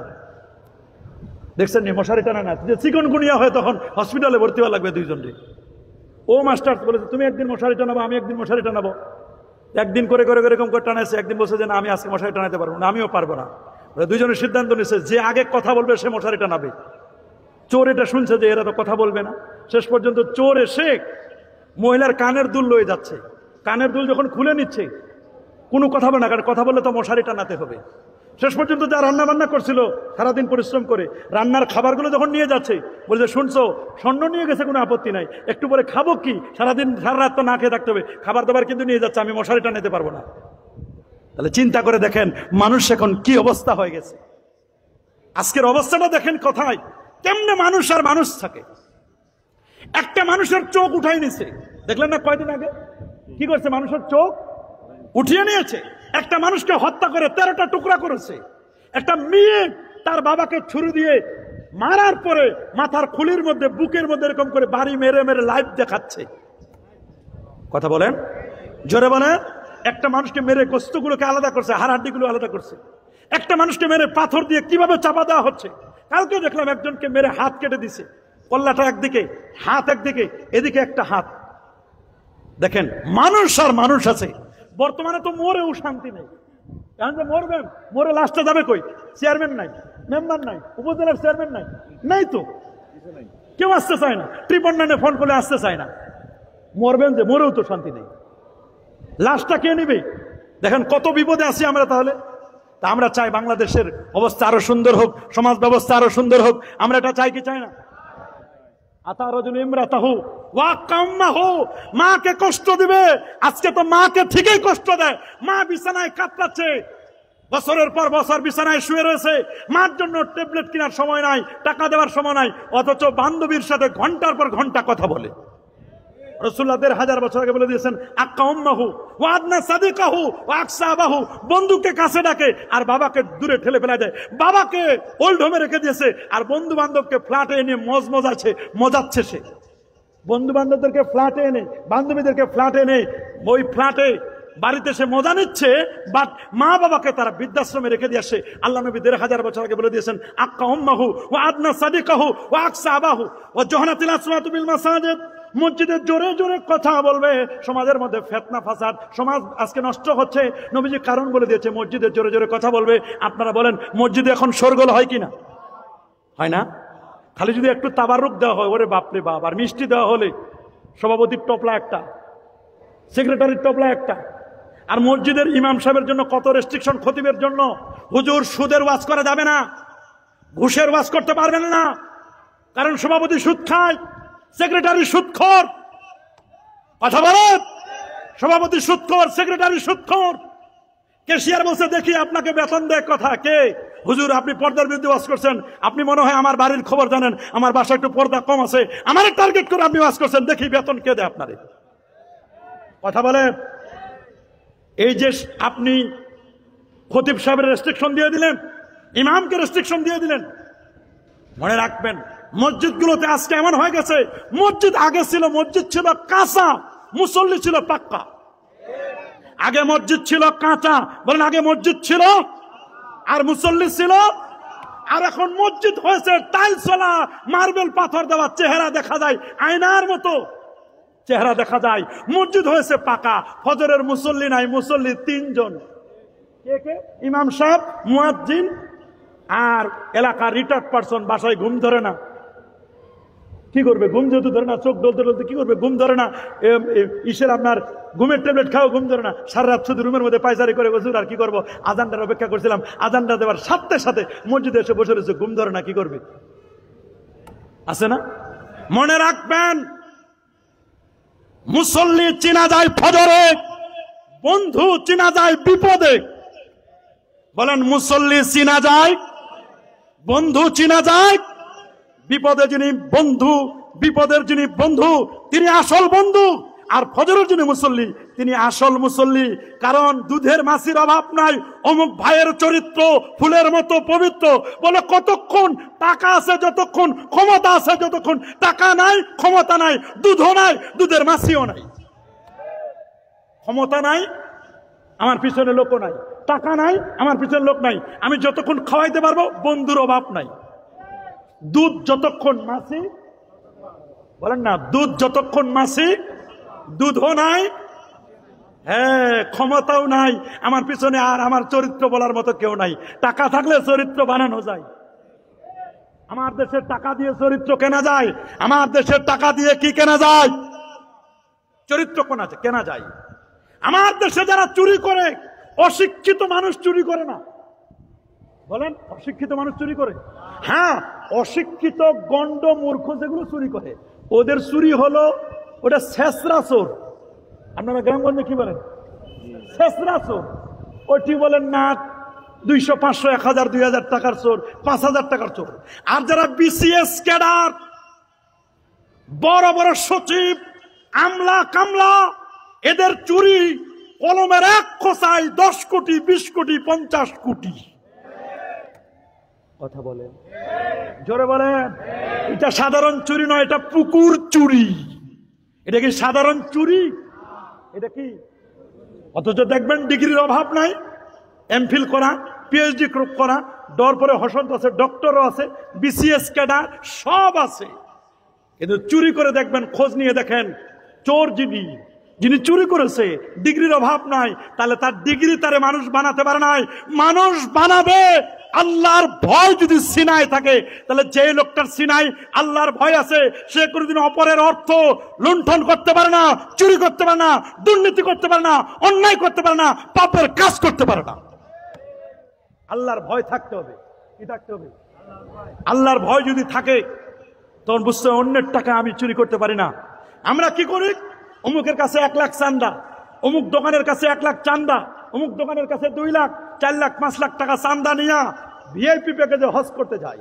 ধবধবে সাদা কাপড়, কি কথা বলেন? ধবধবে সাদা কাপড়, এহরামের কাপড় পরছি, এখানে নিচে একটা, উপরে একটা, একেবারে ধবধবে সাদা দামি কাপড় পরছি। আর আরাফার ময়দানে আল্লাহর ঘরটা ধরে, কখনো আরাফার ময়দানে, কখনো মুজদালেফায়, কখনো আল্লাহর ঘর ধরে বসে, আল্লাহ আমারে মাফ করো। আল্লাহ কয়, আল্লাহর কাছে বলছে লাভবাইক। আল্লাহ কাছে কিসের লাভবাইক? চুরি করে টাকা দিয়া, মানুষের কাছে জুলুম করে নিছো টাকা, আর ওটা দিয়ে বলছো তুমি লাভবাইক। কোনো লাভবাইক নাই, কোনো লাভবাইক।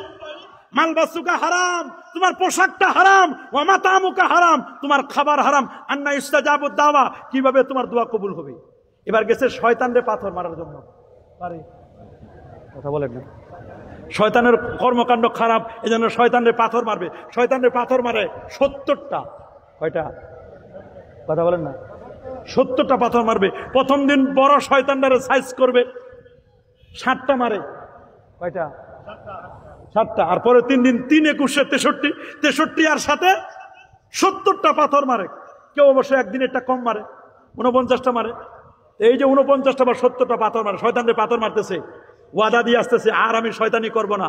শয়তান কয়, আমারে যে পাথর মারো, তোমার একটু শরম লাগে না?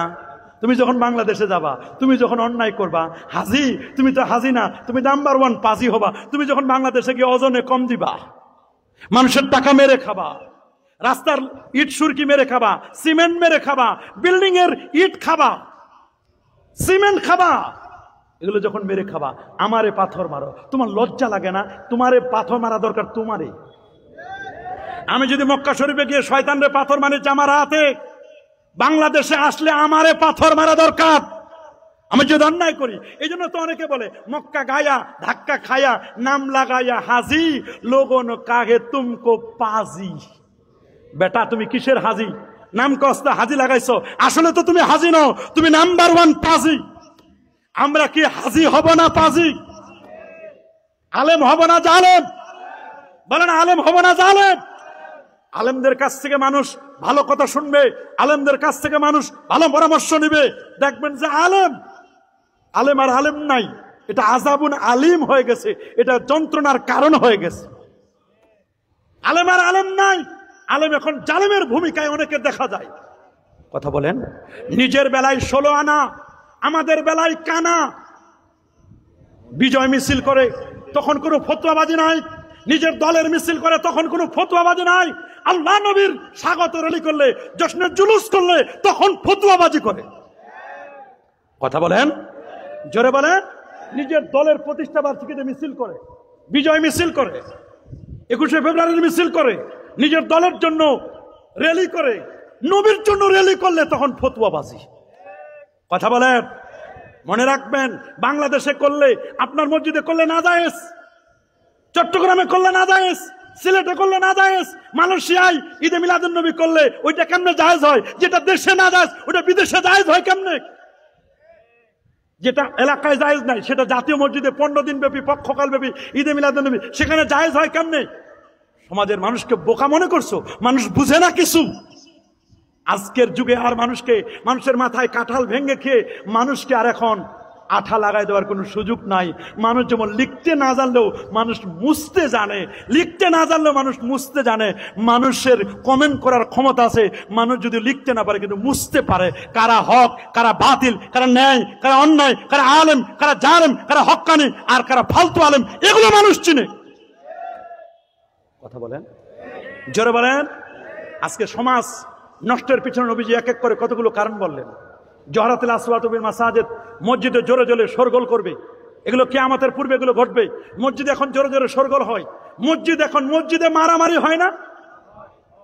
কথা বলে কি মসজিদে মারামারি হয় না? মসজিদে কমিটি নিয়ে গ্যাঞ্জাম হয় না? হয় কি হয় না? হয়। মসজিদে দ্বন্দ্ব হয়, মসজিদে কলহ হয়।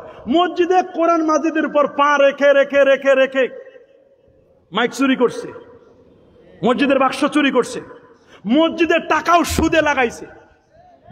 নাউজুবিল্লাহ বলেন। মসজিদের দান বাক্স চুরি হয়, হয় না? কারা করে? বিদেশ থেকে কেউ আসে, আমার দেশেরই মুসলমান নামাজি। অনেকে মসজিদে নামাজ পড়ে নিজের অপরাধ ঢাকার জন্য। দেখবেন খুনির আসামি প্রথম কাতারে এসে নামাজ পড়ে। কেন? সবাই বলবে যে লোকটা এত নামাজি, এত পরেজগার মানুষ, এই লোকটাকে আরেকটা মানুষের খুন করতে পারে। এই নামাজি খুনি নামাজি। কথা বলেন। ওর শুধুমাত্র একটা সার্টিফিকেট পাওয়ার জন্য এটা করছে। প্রকৃত নামাজি হতে হবে, প্রকৃত নামাজি হতে হবে। জহরাতুল কায়নাত ওয়াল মাআজিব সমাজের মধ্যে এমন হয়ে গেছে, রাসূলুল্লাহ বলে দিয়েছেন জহরাতুল আসওয়াত বিল মাসাজিদ ওয়া সাদাল কাবিলাতা ফাসিকুহুম। আল্লাহ নবী বলেন সমাজের নেতৃত্ব দিবে যেটা ফাসিক, ফাসিক লোক হবে সমাজের নেতা। বলেন সমাজের নেতা হবে কে? ভালো মানুষ তো সমাজের নেতা হয় না। এমন একটা সময় আসবে রাজনীতিতে ভালো মানুষ আসবে না। বলেন রাজনীতিতে ভালো মানুষ আসবে না, রাজনীতিতে ভালো মানুষ আসতে চাইবে না। এখন যারা ভালো মানুষ তারা রাজনীতি করতে চায় না, কোনো মূল্যায়ন নাই, ভালো মানুষের কোনো দাম নাই। আবার মনে রাখবেন ডিগ্রি দিয়ে দেশ চালানো যায় না, ডিগ্রি দিয়ে দেশ চালানো। কতজনের এক একজনের কত ডিগ্রি, দেশ চালাইতে পারে না। কথা বলেন। এই জন্য সবসময় ডিগ্রি দিয়ে চালা। এলেমের সাথে হেলেম লাগে, এলেমের সাথে কি লাগে? হেলেম লাগে। সবসময় ডিগ্রি দিয়ে চলে না। আবার অনেকের ডিগ্রির মূল্যায়নও আমরা বুঝি না। আমাদেরও দোষ আছে, পাবলিকেরও আমাদের দোষ আছে। সাবধান। জহরাতুল কায়নাত ফিল মাআজিব, তিনি বলছেন জহরাতুল কায়নাত ফিল মাআজিব, গান বাদ্য বেড়ে যাবে। সকালে শুরু হয় গানে গানে, সকাল শুরু করি।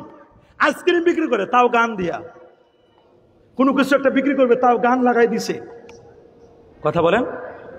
খারাপ গান লাগাই দিছে, ইসলামী গান গান, সেটা কোনো আপত্তি নাই।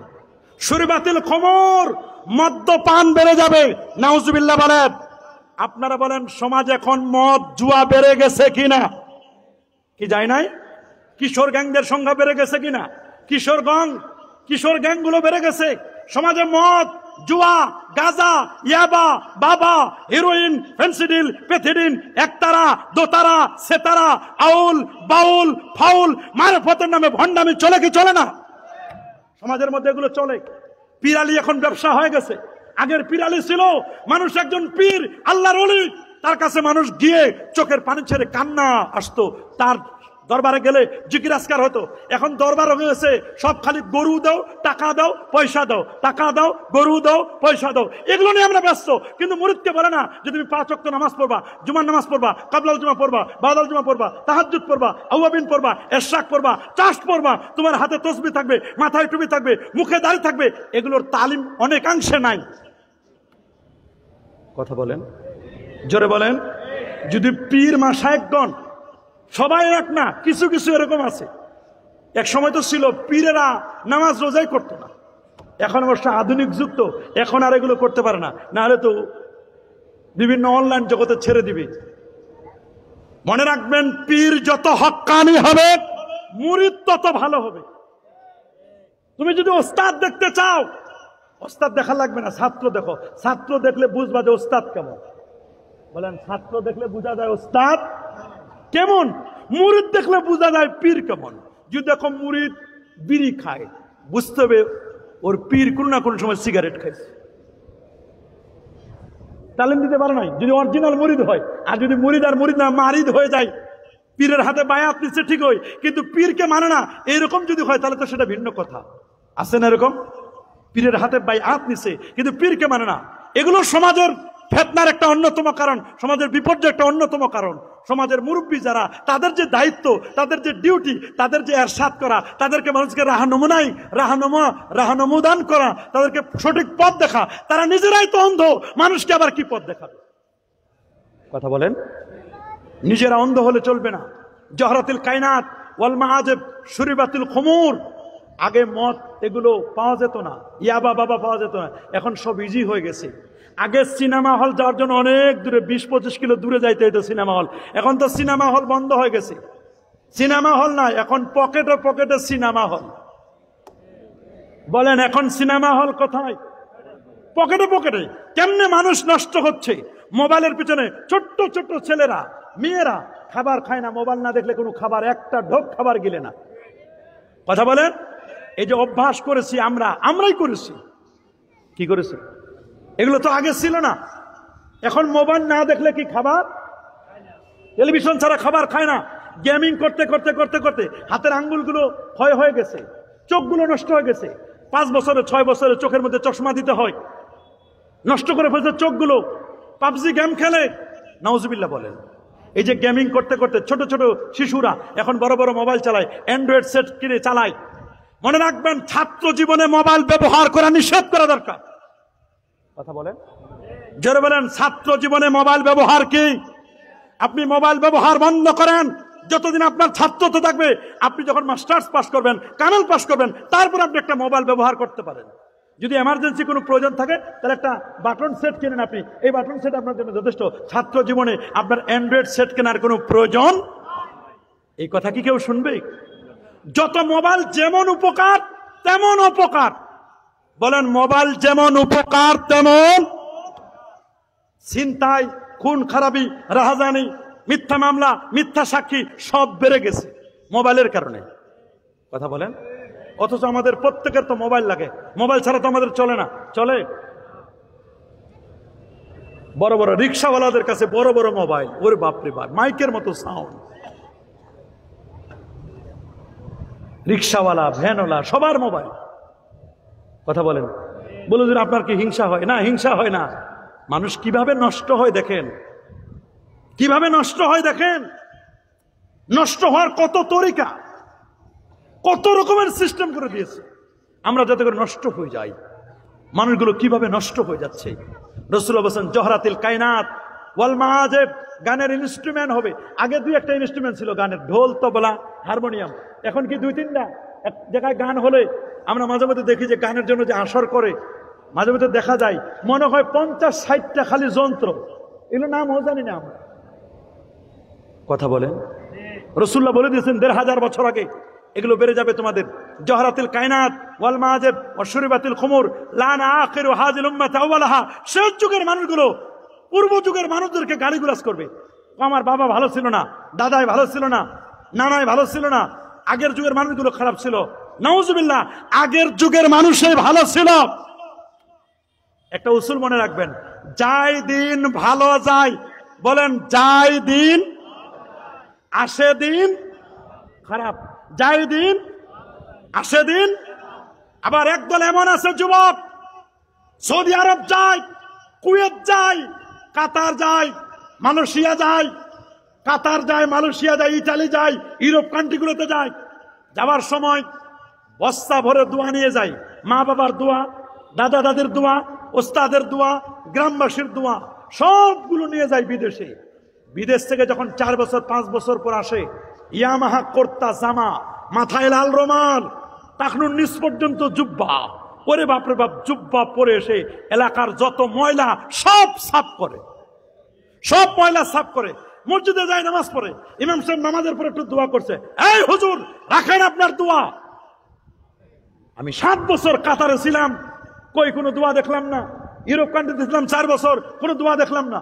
এসে সমাজে ফতোয়া দেয়, হুজুর রাখেন, আপনাদের চেয়ে বড় বড় শায়েখদের পিছনে আমি নামাজ পড়ছি, রাখেন দোয়া, দোয়া করা যাবে না। হুজুর মাগরিবের পরে মিলাদ পড়ছে, হুজুর রাখেন মিলাদ, মিলাদ পড়া যাবে না, এগুলো বেদাত। নাউজুবিল্লাহ বলে এই বেদাত বেদাত বেদাত বেদাত করছে। এসে হাত বাঁধা শুরু করছে। এখানে বাঁধো বাবা, তুমি এখানে হাত বাঁধো, বাঁধো, তোমার হাত আছে, স্বাধীনতা আছে, পিছনে বাঁধলো বা তোমার কে বাধা দিবে। এখানে বাঁধো, এখানে বাঁধো, এখানে বাঁধো। আমরা জানি হানাফি মাযহাব, তারা আমরা এখানে বাঁধি। ও 4-5 বছর বিদেশে থাকার পরে হাত বাঁধা শুরু করছে। এখানে বাঁধো, হাত আছে, তোমার স্বাধীনতা আছে। ছিল রমজান মাস, এখন হুজুর পড়েছে 20 রাকাত তারাবি। ও তো 8 রাকাত পড়ার জন্য নতুন জায়নামাজ বগলের মধ্যে নিয়ে প্রথম কাতারে গেছে। 8 রাকাতের পর যখন লোকটা বের হয়ে যাচ্ছে, ও এখন দেখে ডানে বামে তাকায়, আমার দলের কেউ আছে কিনা, 8 টাকা তোলা কেউ আছে কিনা, দেখে আরে কাউরে পারে না, কি পরা কপাল, মানুষগুলো বেদাতে ভরপুর, এরা 20 টাকাত পরে আর ও 8 টাকাত পরে, ও এলিট ভিআইপি পার্সন, ও এলিট, নিজেকে দাবি করে আমি হাদিসের পরিবার, হাদিসের পরিবার, উনি হাদিসের ফ্যামিলি, ওরে বাপরে বাপ, নিজেকে খুব এলিট ভাবে, বিদেশ থেকে উনি আসছেন, নতুন জায়নামাজ, নতুন মাথায় রুমাল, নতুন পোশাক, ওরে বাপরে বাপ, উনি মিলাদ পড়ে না, উনি হাত এখন এখানে বাঁধে, বাঁধো কোনো আপত্তি নাই, হাত এখানে বাঁধে, উনার স্টাইলিস্ট মুসল্লি, উনি কি মুসল্লি? মসজিদে যখন যায় উনার জায়গা লাগে বেশি, এক পা উত্তরবঙ্গ আর এক পা দক্ষিণবঙ্গ ফাঁকা করে দাঁড়ায়, এত বড় জায়গা নিয়ে উনি মসজিদ দখল করে, আর যখন ইমাম সাহেব আমিন বলে, জোরে আমিন বলে, ভালো, কোনো আপত্তি নাই, কিন্তু আরেকজনের নষ্ট করিও না, তুমি আমিন বলো, ভালো, তুমি একটা মাযহাবকে ফলো করো, এখানে তো অন্য মাযহাবের মানুষ আছে, হানাফি মাযহাবের মানুষ আছে, আছে না? আমরা হানাফি মাযহাবে আমিন আসতে বলি, আমরা 2 পায়ের মাঝখানে 4 আঙ্গুল ফাঁক রাখি, এই আমলগুলো আমরা করি, তুমি আমাদের আমলগুলোকে উড়াই দিয়া তুমি তোমার আমলগুলো নিয়ে ব্যস্ত হয়ে গেছো, তুমি সমাজের মধ্যে ফিতনা সৃষ্টি করছো, এই ফিতনার পিছনে এরা একটা দায়ী। বিদেশি রিয়াল, ডলারের কাছে এরা বিক্রি হয়ে যায়, অনেকে, কথা বলেন, জোরে বলেন, অনেকে ডলারের কাছে কি হয়ে যায়, বিক্রি হয়ে যায়। এরা বেদাত বেদাত বেদাত বেদাত করে, সব বেদাত। কবর জিয়ারত লাগবে না, মাজার জিয়ারতের দরকার নাই, ঈদে মিলাদুন নবীর দরকার নাই, কদম বুচি করি, মুরব্বীদের 5 ওয়াক্ত সালাম করি, এগুলো দরকার নাই, এগুলো আদবের ব্যাপার, আপনার সন্তানদের শিখাইতে হবে। আপনি যখন সালাম দিলেন, সালামের পরে মুসাফা হবে, কি হবে? মুসাফার পরে কখনো কখনো মুআনাকা হবে, কোলাকুলি হবে, তারপর প্রয়োজন হলে মুরব্বী হলো তার 5 ওয়াক্ত সালাম করতে হবে, কদম বুচি করতে হবে। আল্লাহু আকবার বলেন। মা বাবা মারা গেলে তার কবরের সামনে দাঁড়াইয়া তাকে সালাম দিতে হবে, সূরা ফাতিহা 3 বার, সূরা ইখলাস 10 বার, 11 বার দুরূদ শরীফ পড়তে হবে। পরে মা বাবার জন্য সামনে আল্লাহর কাছে চাইবো, মা বাবার কাছে চাইবো না, তাকে উসিলা দিয়ে, ওলি আল্লাহদের উসিলা দিয়ে আল্লাহর কাছে আমাকে চাইতে হবে। এই সমাজের মধ্যে এগুলো আস্তে আস্তে এগুলো কখন উঠে যায়? যখন মানুষের এলেম হয়, নলেজ হয়, কিন্তু আদব থাকে না। আদব যখন থাকে না, তখন সমাজ থেকে অটোমেটিক এগুলো আস্তে আস্তে করে উঠে যায়। কথা বলেন, জোরে বলেন। আমাদের সমাজকে আমরা সুন্দরভাবে বিনির্মাণ করতে চাই কি চাই না? কারণ হাত তুলে দেখান, চাই কি চাই না? নারায়ে তাকবীর, নারায়ে রিসালাত। কোরআন সুন্নাহ যেখানে, ওলি আল্লাহ যেখানে, নূর নবী যেখানে, নারায়ে তাকবীর, নারায়ে রিসালাত। পবিত্র ঈদে মিলাদুন নবী, নারায়ে তাকবীর। মনে রাখবেন, মনে রাখবেন, সমাজটাকে নষ্ট করে দেওয়ার জন্য একদল মানুষ কিন্তু বের হয়ে গেছে। সমাজের পয়জনেরা, বিরানি যদি পচে যায় ওইটা খাওয়া যায় না। বলেন, বিরানি পচে গেলে খাওয়া যায় না। সাধারণ ভাত পচে গেলেও ধুয়ে পেঁয়াজ দিয়ে, রসুন দিয়া, মরিচ দিয়ে ওটাকে ধুয়ে 2-3 বার ধোয়া দিলে খাওয়া যায়। মানুষ আশরাফুল মাখলুকাত। আমরা যদি নষ্ট হয়ে যাই, আলেম ওলামা যদি নষ্ট হয়ে যায়, সুন্নিরা যদি নষ্ট হয়ে যায়, এরা বিরানির মতো নষ্ট, এদেরকে আর রিকভারি করা যায় না। সাবধান, আমরা যেন নষ্ট না হই, আমরা যেন সত্য পথে চলতে পারি। আমাদের চলার পথ হচ্ছে একটি, সে পথটির নাম সিরাতে মুস্তাকিম। কি নাম? যারা বলেন কি নাম? সেটির নাম হচ্ছে সিরাতে মুস্তাকিম।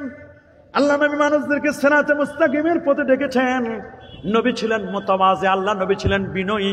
নবীজির বিনয়ী ছিল এমন, আল্লাহ নবী তিনি এত বড় বিনয়ী ছিল। নবীজিকে প্রশ্ন করলেন, ইয়া রাসূলুল্লাহ, ইয়া হাবিবাল্লাহ, আপনি বলবেন পৃথিবীর মধ্যে এমন একটি জায়গার নাম বলুন যেখানে সূর্যের আলো একবার পড়েছে, কিয়ামত পর্যন্ত সূর্যের আলো পড়বে না। আল্লাহ নবী বলেন, ওই জায়গাটার নাম হলো, শুনে নাও, ওই জায়গাটার নাম হলো বাহরে নীল। সুবহানাল্লাহ, লোহিত সাগর। আল্লাহু আকবার বলেন। বাহরুল আহমার, লোহিত সাগর। আল্লাহু আকবার। ওই সাগরে মিস্টার ফেরাউন কে, মিস্টার ফেরাউনকে ডুবাইয়া মারা হয়েছে। মুসা আলাইহিস সালাম যখন পার হলেন, তখন তার উপরে আল্লাহ তাআলা মুসা নবীর জন্য 12টা রাস্তা করে দিলেন। ফেরাউন যখন পার হলো, ওই 12টা রাস্তা যখন করে দিল, 12টা রাস্তার উপরে আসমান থেকে সূর্যের তাপ পড়লো, আলো পড়লো। মুসা নবী যখন পার হয়ে গেলেন, রাস্তাগুলো জমিনের পানির নিচে ডুবে গেল। ওই রাস্তায় কখনো সূর্যের আলো পড়বে না। আল্লাহ নবী বলেন, লোহিত সাগরের রাস্তা, যেখানে সূর্যের আলো একবার পড়েছে, কিয়ামত পর্যন্ত সূর্যের আলো পড়বে না। নবীজিকে প্রশ্ন করা হলো, ইয়া রাসূলুল্লাহ, আপনি বলুন আকাশের মধ্যে একটি চাঁদ আছে, চাঁদের মধ্যে কালো কালো দাগ, এটা কেন গো নবীজি? আল্লাহ নবী বলেন জিবরিল আমিনের পাখার আঘাত। আল্লাহু আকবার বলেন। চাঁদের নিজস্ব কোনো আলো নেই, চাঁদ আলো নেয় মূলত সূর্য থেকে। এই পৃথিবীর আলেম ওলামা, পীর বুজুর্গ, গাউস কুতুব, আব্দাল আখিয়ার আওতাদ, এদের নিজস্ব কোনো আলো নেই, এদের নিজস্ব কোনো নূর নেই। এরা নূর নেয় মূলত সূর্য থেকে। সূর্য হচ্ছেন আমার নবীজি। এই জন্য কোরআন বলছে ওয়াশ-শামসি ওয়া দুহাহা ওয়াল কমারি ইযা তালাহা ওয়ান নাহারি ইযা জাল্লাহা ওয়াল লাইলি ইযা ইয়াগশাহা ওয়াস সামাই ওয়া মা বানাহা ওয়াল আরদি ওয়া মা তাহাহা ওয়া নাফসিন ওয়া মা সাওয়াহা ফাআলহামাহা ফুজুরাহা ওয়া তাকওয়াহা। আপনার অন্তরে ফুজুর আসবে, পাপও আসতে পারে, আবার তাকওয়া আসতে পারে। আপনাকে বেছে নিতে হবে, আপনি কি রাস্তা খারাপ রাস্তা নেবেন না ভালো রাস্তা নেবেন। অবশ্যই আপনাকে ভালো রাস্তাটা নিতে হবে, যে রাস্তায় চললে পরে আপনি আল্লাহ পাকের জান্নাতে যেতে পারবেন। আপনার টার্গেট হবে জান্নাত। বলেন টার্গেট হবে কি? বলেন টার্গেট হবে, আমাদের ডেস্টিনেশন হচ্ছে জান্নাত, কাঙ্ক্ষিত লক্ষ্য হচ্ছে আমাদের জান্নাত। এই জন্য আল্লাহ নবী বলছেন বাদিরু বিল আমাল, তোমরা আমলের দিকে অগ্রসর হও, বেশি বেশি করে তোমরা আমল করো। ফিতানান কামুজলিমিল লাইল, তোমাদের কাছে ফিতনা আসতেছে অন্ধকার রাতের মতো। ইসবিহু মুসলিমান ওয়া ইউমসি কাফিরা, সকালবেলা যে লোকটি মুসলমান রে, সন্ধ্যাবেলা ওই লোকটি কাফের। ওয়া ইউমসি মুমিনান, যে লোকটি সন্ধ্যাবেলা মুমিন। ওয়া ইসবিহু কাফিরা, সকালবেলা ওই লোকটি হলো কাফের। নবীজি বলে দিয়েছেন শোনো শোনো শোনো, ওয়া ইয়াবিউদুকুম দীনাহু বিআরাজিম মিনাদ দুনিয়া, তোমাদের এমন কেউ কেউ আছে তার দিনটাকে বিক্রি করে দিবে দুনিয়ার হালুয়া রুটির কারণে। দুনিয়ার একটু হালুয়া রুটি পাবে, দুনিয়ার একটু লোভ লালসা, দুনিয়ার একটু অর্থ করির কারণে নিজের মাযহাব, নিজের আকীদা, নিজের সুন্নিয়াতকে বিক্রি করে দিবে। আলেম আর আলেম থাকবে না, আলেমরা তখন জালেম হয়ে যাবে। বলেন আলেমরা তখন কি হয়ে যাবে? আলেম আর আলেম থাকবে না, আলেমরা তখন জালেম হয়ে যায়। আলেম কি আর আলেম থাকে? নিজের কাছে নিজের হালুয়া রুটির জন্য, রাষ্ট্রের একটু হালুয়া রুটির জন্য নিজের জীবনকে ব্যয় করে দেয়, নিজের জীবনকে বিলি করে দেয়, নিজের জীবনকে উৎসর্গ করে দেয় রাষ্ট্রের জন্য, হালুয়া রুটির জন্য। হালুয়া রুটির জন্য নিজের জীবনকে দিতে হবে না। রাসূল বলেন সিনফানে মিন উম্মতি, আমার উম্মতের দুইটা দল, এটা যদি নষ্ট হয়ে যায় গোটা দেশ নষ্ট। দুইটা দল, একটা হলো আলেম সমাজ, বলেন কি, আর রাষ্ট্রযন্ত্রের যারা মালিক, রাষ্ট্রপ্রধান যদি নষ্ট হয়ে যায় দেশ ধ্বংস হবে। আর সমাজের আলেম যদি নষ্ট হয়ে যায় তাহলে সমাজ নষ্ট হবে। বলেন কে নষ্ট হবে? সমাজ নষ্ট হয়ে যাবে, সমাজ নষ্ট হয়ে যাবে। একটা সমাজ বিনির্মাণের জন্য, মানুষকে সঠিক পথে দিশা দেওয়ার জন্য যে প্রেসক্রাইবগুলো আল্লাহ নবী করে দিয়েছেন, ওয়াইয়াশহাদু জানাজাতা হুই জামাতা, কেউ মারা গেলে তার জানাজায় যেতে হবে। ওই সম্মিত হুই যা তাসা, হাঁচি দিলে তার হাঁচির জবাব দিতে হবে। ওয়ানসাহুলা হুই যা গাবা আও শাহেদা, অনুপস্থিত উপস্থিত উভয়াবস্থায় কল্যাণ কামনা করতে হবে। আমরা কাউরে অনুপস্থিত পাইলে তার গীবত শেকায়েত করে নাস্তা নাবুদ আমরা করে দিই। কি বলেন, গীবত করা যাবে? এখন তো সংসদ নাই, এখন মিনি সংসদ হলো চায়ের দোকান। বলেন মিনি সংসদ কোনগুলো? চায়ের স্টলগুলো, এগুলো মিনি সংসদ। প্রত্যেকটা চায়ের দোকানে যদি শুধু টেলিভিশন থাকে, কালারফুল টেলিভিশন, আর চাটা যদি একটু ভালো হয়, ওইটার নাম গীবত সেন্টার। অমুকের ছেলে খারাপ, অমুকের মেয়ে খারাপ, অমুকের এই সমস্যা, অমুকের এই সমস্যা। কোনো বিবিসি লাগবে না, CNN লাগবে না, ডিবিসি লাগবে না, কোনো চ্যানেলের সংবাদ লাগবে না। খালি দোকানে যান, দেখবেন কার কি হয়েছে সব পাবেন। কথা বলেন, জোরে বলেন। গীবত করা যাবে? আল গীবাতু আশাদ্দু মিনাজ জিনা, জিনার চেয়ে চরম অপরাধ হলো গীবত। অথচ গীবতকে আমরা ঘি ভাতের মতো মজা করে খাই। আমরা গীবতকে খাই কি করে? ঘি ভাতের মতো মজা করে খাই। ঘি ভাত খাইতে যেমন মজা, গরম ভাতের সাথে ঘি, গীবত শুনতে মজা। যে গীবত করলো সে মরা ভাইয়ের গোশত ভক্ষণ করলো। তবে 6 ব্যক্তির গীবত করা জায়েজ। কয় ব্যক্তি? যদি কেউ ইমান আকীদা নষ্ট করার জন্য সমাজের মধ্যে লেগে যায়, চিনাই দিতে হবে এই লোকটা ইমানের দুশ্মন, এই লোকটা আকীদার দুশ্মন। নাম ধরে ধরে ধরে ধরে ধরে বলে দিতে হবে, চিনাই দিতে হবে পাবলিককে। এতে গীবত হবে না। বলেন এতে গীবত হবে না। আমার সমাজ নষ্ট হয়ে যাচ্ছে কেন? আল্লামা ইকবাল বলেছেন, ও জামে তুম হো না সারা তু তামাদ্দুন মে হনত। খুব তো কইছো দুনিয়া হতে বিদায় নিচ্ছে মুসলমান।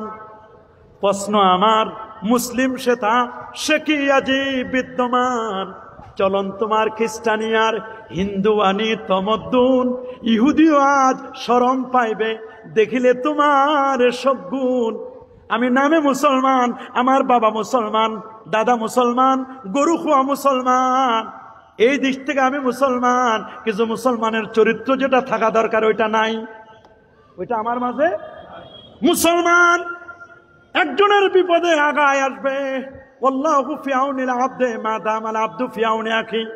আল্লাহ ওই বান্দাকে সাহায্য করেন, বান্দা যখন তার আরেক ভাইয়ের বিপদে সাহায্য করেন। আমরা কেউ বিপদে পড়লে বলি, এই তো আল্লাহ তোমারে ধরছে, এই তো শুরু হয়েছে, এই তো বিপদে পড়ছো, এই তো মজা বুঝবা। আমরা শুধু এইরকম করি। এটা করা দরকার নাকি বিপদে তাকে হেল্প করা দরকার? বলেন না, হেল্প করতে হবে, সাহায্য করতে হবে তাকে। বিপদে পড়লে আমরা কি হাসবো না কাঁদবো? আরেকজনের বিপদে পড়লে আমরা তার বিপদে মুসিবতে তার পাশে দাঁড়াবো। কথা বলেন। এবং বলবো, ইদা আসাবাতুহুম মুসিবাতুন ক্বালু ইন্না লিল্লাহি ওয়া ইন্না ইলাইহি রাজিউন। জহরাল ফাসাদু ফিল বাররি ওয়াল বাহর বিমা কাসাবাত আইদিন নাস। জলে আর স্থলে যত আপদ দেখো, যত বিপদ দেখো, সবগুলো হচ্ছে তোমাদের হাতের কামাই। কাউকে দোষারোপ করে লাভ নাই রে বাবা। সমাজের মধ্যে যত ফিতনা দেখো, সমাজের মধ্যে সব ফিতনা, এগুলোর পিছনে আমরা দায়ী। মানুষ মনে করছে তাদেরকে আল্লাহ পরীক্ষা করবেন না। আলিফ লাম মিম আহাসিবান নাস আইয়াতরাকু আইয়াকুলু আমান্না ওয়া হুম লা ইফতানুন। মানুষ কি মনে করে যে তাকে ছেড়ে দেওয়া হবে, সে ঈমানদার দাবি করে, অথচ আল্লাহ তাআলা তাকে পরীক্ষা করবেন না। অবশ্যই আল্লাহ তাআলা তাকে পরীক্ষা করবেন। আল্লাহ আমাদের পরীক্ষা করেন। আল্লাহ আমাদের কি করেন? পরীক্ষা করেন। কেমনে ভালো মানুষ তৈরি হবে? ভালো মানুষ তো দেখে দেখে তৈরি হবে। যখন মা, বাবা আর সন্তান তিনজনে মিলে যখন মুভি দেখে, তখন আর ভালো মানুষ তৈরি হওয়ার সুযোগ আছে? যদি মা নামাজি হয়, সন্তান যদি নামাজি হয়, মা যদি নামাজি হয়, বাবা যদি নামাজি হয়, এই ছোট্ট সন্তানরা যখন 5 বছর 7 বছর থেকে 8 বছর থেকে দেখতেছে, একদিন না একদিন তার মন চাবে বাবা নামাজ পড়ে, মা নামাজ পড়ে, যা নামাজটা বিছাই দিয়ে উজু থাকুক আর না থাকুক। কথা বলেন, জোরে বলেন, নামাজে দাঁড়াবে কেন? এই জন্য নেপোলিয়ান বলেছেন, give me a good mother, I shall give you a good nation. আমাকে একটা ভালো মা দাও, আমি তোমাকে একটা ভালো জাতি উপহার দিব। আল্লাহু আকবার বলেন। আপনার মা যদি ভালো হয়, সন্তান ভালো হবে।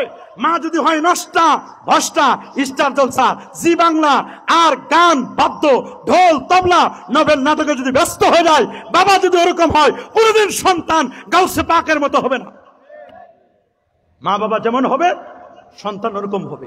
মা বাবা যদি ভালো হয়, সন্তান ভালো হবে। গাবিটা যদি ভালো হয়, বাছুর ভালো হবে। ইটের ডাইসটা যদি ভালো হয়, তাহলে ইট ভালো হবে। আমাদের ইটের ডাইস ভালো না, ফরমাটা ভালো না। কথা বলেন, জোরে বলেন। আমরা তো ধারণা করি একটা হয়ে যায় আরেকটা। আল্লাহ বলেন, আনা ইনদা জন্নে আবদি, বান্দার ধারণা অনুযায়ী। সন্তান পেটে আসলেই খালি খুঁতখুতি, আরে সন্তানটা জানি কবে জন্ম নিবে, কয় অ্যাম্বুলেন্স রেডি করে রাখো, সিজারের টাকা জোগাড় করো, কোন হসপিটালে সিজার করবা রেডি করো, কোন ডাক্তার দেখাবা, কোন ডাক্তারের কাছে সিজার করবা রেডি করো। মনে হয় ওই আগে সংবাদ পাইছে ওর সিজার হবে, অথচ আগের যুগের তো কোনো সিজারে ছিল না। কথা বলেন। আল্লাহ বলেন, তুমি তো অ্যাম্বুলেন্স রেডি করছো, ডাক্তার রেডি করছো, সবকিছু রেডি করছো, তা আমার সমস্যা কোথায়? তুমি তো সব রেডি করে ফেলছো, আমি তো চাই নাই। তুমি তো মনে মনে যেটা চাও, আল্লাহ বলছেন তুমি রেডি করছো, তা আমি আর কি করবো? সন্তান জন্মের পরে ইসলামের নিয়ম, ডান কানে হবে আজান। বলেন, ডান কানে, আরো জোরে বলেন, ডান কানে, বাম কানে ইকামত। তার মানে তাকে সিগন্যাল দেওয়া হচ্ছে, তাকে রিমাইন্ডার নেওয়া হচ্ছে, আজান হয়ে গেছে, একামত হয়ে গেছে, খালি নামাজটা শুরু হতে দেরি। এই নামাজ শুরু হতে যতটুকুন দেরি, এতটুকুন হচ্ছে তোমার দুনিয়ার সময়। আজান হয়ে গেছে, একামত হয়ে গেছে, নামাজটা শুরু হতে যতটুকুন সময় রে বাজান, এতটুকুন সময় হচ্ছে আপনার আমার দুনিয়া। দুনিয়া দুনিয়া দুনিয়া করে পাগল হয়ে গেছি আমি। दुनिया दुनिया करे पागल हो ना रे बाबा। इस दुनिया की दोस्ती मिसल कागज फूल है, देखने में खुशनुमा है वो मगर खुशबू नहीं। তুমি যতই মনে করে রে বাবা দুনিয়া দুনিয়া করে পাগল, এই দুনিয়া হচ্ছে কাগজের ফুলের মতো। কাগজের ফুল নাকের কাছে নিলে যেমন কোন ঘ্রাণ পাওয়া যায় না, দুনিয়ার কোনো ঘ্রাণ নাই রে। দুনিয়া আমাদেরকে পাগল করে ফেলেছে, দুনিয়া আমাদেরকে পাগল করে বসেছে। দুনিয়া দুনিয়া যুয়িনা লিন-নাস হুব্বুশ শাহাওয়াতি মিনান নিসা ওয়াল বানিনা ওয়াল কানাতিরিল মুকান্তারাতি মিনাজ-যাহাবি ওয়াল ফিদ্দা। দুনিয়ার জন্য আমরা পাগল হয়ে গেছি, দুনিয়া দুনিয়া করে আমরা পাগল। দুনিয়ার প্রেমে দুনিয়ার মোহে আমরা পাগল হয়ে গেছি রে বাবা। দুনিয়ার প্রেমে পাগল হওয়া যাবে না, যাবে নাকি বলেন, যাবে নাকি? না না, দুনিয়ার প্রেমে পাগল হওয়া যাবে না। দুনিয়াটা এটা বড় কঠিন জিনিস, দুনিয়া বড় কঠিন, দুনিয়া বড় কঠিন। দুনিয়া লাগবে, লাগবে না তা নয়। এই জন্য আমরা দুয়ার ক্ষেত্রে বলি রব্বানা আতিনা, পড়েন রব্বানা আতিনা ফিদ দুনিয়া হাসানা ওয়া ফিল আখিরাতি হাসানা ওয়া কিনা আযাবান নার। দুনিয়া লাগবে না তা নয়, দুনিয়াও দরকার আছে। দুনিয়া হচ্ছে কতটুকু, একটা নৌকা যখন পানির উপরে চলে, পানির উপরে নৌকাটা যতটুকুন দরকার অতটুকুন, যদি পানির বেশি ভিতরে যদি চলতে চায় নৌকা ডুবে যাবে রে। দুনিয়ার পিছনে যারা আমরা ডুব দিয়ে দিয়েছি, দুনিয়া আমাদেরকে পেয়ে বসে গেছে, আখেরাতটা আমরা ভুলে গেছি। আখেরাত আমাদের থেকে বিদায়, আখেরাতটা আমরা ভুলে গেছি। আখেরাত ভুলে গেলে চলবে না, দুনিয়াটাকে প্রায়োরিটি দিলে হবে না। দুনিয়া যতটুকুন দরকার অতটুকুন, আখেরাতটাকে আমাদের প্রায়োরিটি দিতে হবে। অন্তরের মধ্যে আমাদের তাকওয়া আনতে হবে। তাকওয়া বলেন কি লাগবে? আরো জোরে বলেন কি লাগবে? আমরা তাকওয়া চাই। তাকওয়া তাকওয়া তাকওয়া, তাকওয়ার বিকল্প কোনো কিছু নাই। আল্লাহ বলেন ওয়ামান ইয়াত্তাকিল্লাহ ইয়াজআল লাহু মাখরাজা ওয়ামান ইয়াত্তাকিল্লাহ ইয়াজআল লাহু মাখরাজা ওয়া ইয়ারযুকুহু মিন হাইসু লা ইয়াহতাসিব। আল্লাহু আকবার। ওয়ামান ইয়াত্তাকিল্লাহ, যে আল্লাহকে ভয় করবে, যে কি করবে? ওয়ামান ইয়াত্তাকিল্লাহ, যে আল্লাহকে ভয় করবে। ওয়ামান ইয়াত্তাকিল্লাহ ইয়াজআল লাহু মাখরাজা, আল্লাহ তার জন্য এক্সিটের রাস্তা বের করে দিবেন, এক্সিটের জন্য রাস্তা বের করে দিবেন। আর ওয়া ইয়ারযুকুহু মিন হাইসু লা ইয়াহতাসিব, আর তাকে কোন জায়গা থেকে আল্লাহ রিজিকের ব্যবস্থা করবেন যেটা সে কখনো কল্পনাই করতে পারে নাই। রিজিক দেওয়ার মালিক হচ্ছেন আমার আল্লাহ। কে দিবেন? আল্লাহ দিবেন। আল্লাহ আল্লাহ আল্লাহ বলেন, কে দিবেন? রিজিক দিবেন হচ্ছেন আমার আল্লাহ। আরেকটি কথা মনে রাখবেন, পৃথিবীতে শান্তি আসবে, বরকত আসবে, সমাজের মধ্যে ফিতনা ফাসাদ আসবে না। আমাদের পারিবারিক সামাজিক আদব কায়দাগুলো সব ঠিক থাকবে যদি আমরা বাবারে ঈমান আনয়ন করতে পারি আর তাকওয়া যদি আমাদের থাকে। আল্লাহ কোরআনে বলে দিয়েছেন সূরাতুল আরাফের 96 নম্বর আয়াত, আল্লাহ বলেন ওয়ালাউ আন্না আহলাল কুরা আমানু ওয়াত্তাকাউ লাফাতাহনা আলাইহিম বারাকাতিম মিনাস সামাই ওয়াল আরদ। আল্লাহু আকবার। যদি জনপদের মানুষগুলো ওয়ালাউ আন্না আহলাল কুরা, যদি জনপদের মানুষগুলো আমানু ওয়াত্তাকাউ, ঈমান আনয়ন করত, আর যদি তারা তাকওয়া অর্জন করত, ঈমান এবং তাকওয়া, আমার আল্লাহ বলেন লাফাতাহনা আলাইহিম, অবশ্য আমি আল্লাহ তাদের জন্য উন্মোচন করে দিতাম, লাফাতাহনা আলাইহিম বারাকাতিম মিনাস সামাই ওয়াল আরদ, আসমান এবং জমিনের মধ্যে যত বরকতের জায়গা আছে আমি আল্লাহ তাদের জন্য সবগুলো খুলে দিতাম। আল্লাহু আকবার। আপনি যদি আসমান এবং জমিনে বরকত পেতে চান, বাসায় যদি বরকত পেতে চান, মসজিদে বরকত পেতে চান, মাদ্রাসায় বরকত পেতে চান, ব্যবসা প্রতিষ্ঠানে যদি বরকত পেতে চান, সব জায়গায় যদি বরকত লাভ করতে চান, আপনাকে দুইটা জিনিস অ্যাচিভ করতে হবে, দুইটা জিনিস অর্জন করতে হবে। যার এক নম্বর হলো ঈমান, আর দুই নম্বর হলো তাকওয়া। তাকওয়া, ঈমান এবং তাকওয়া।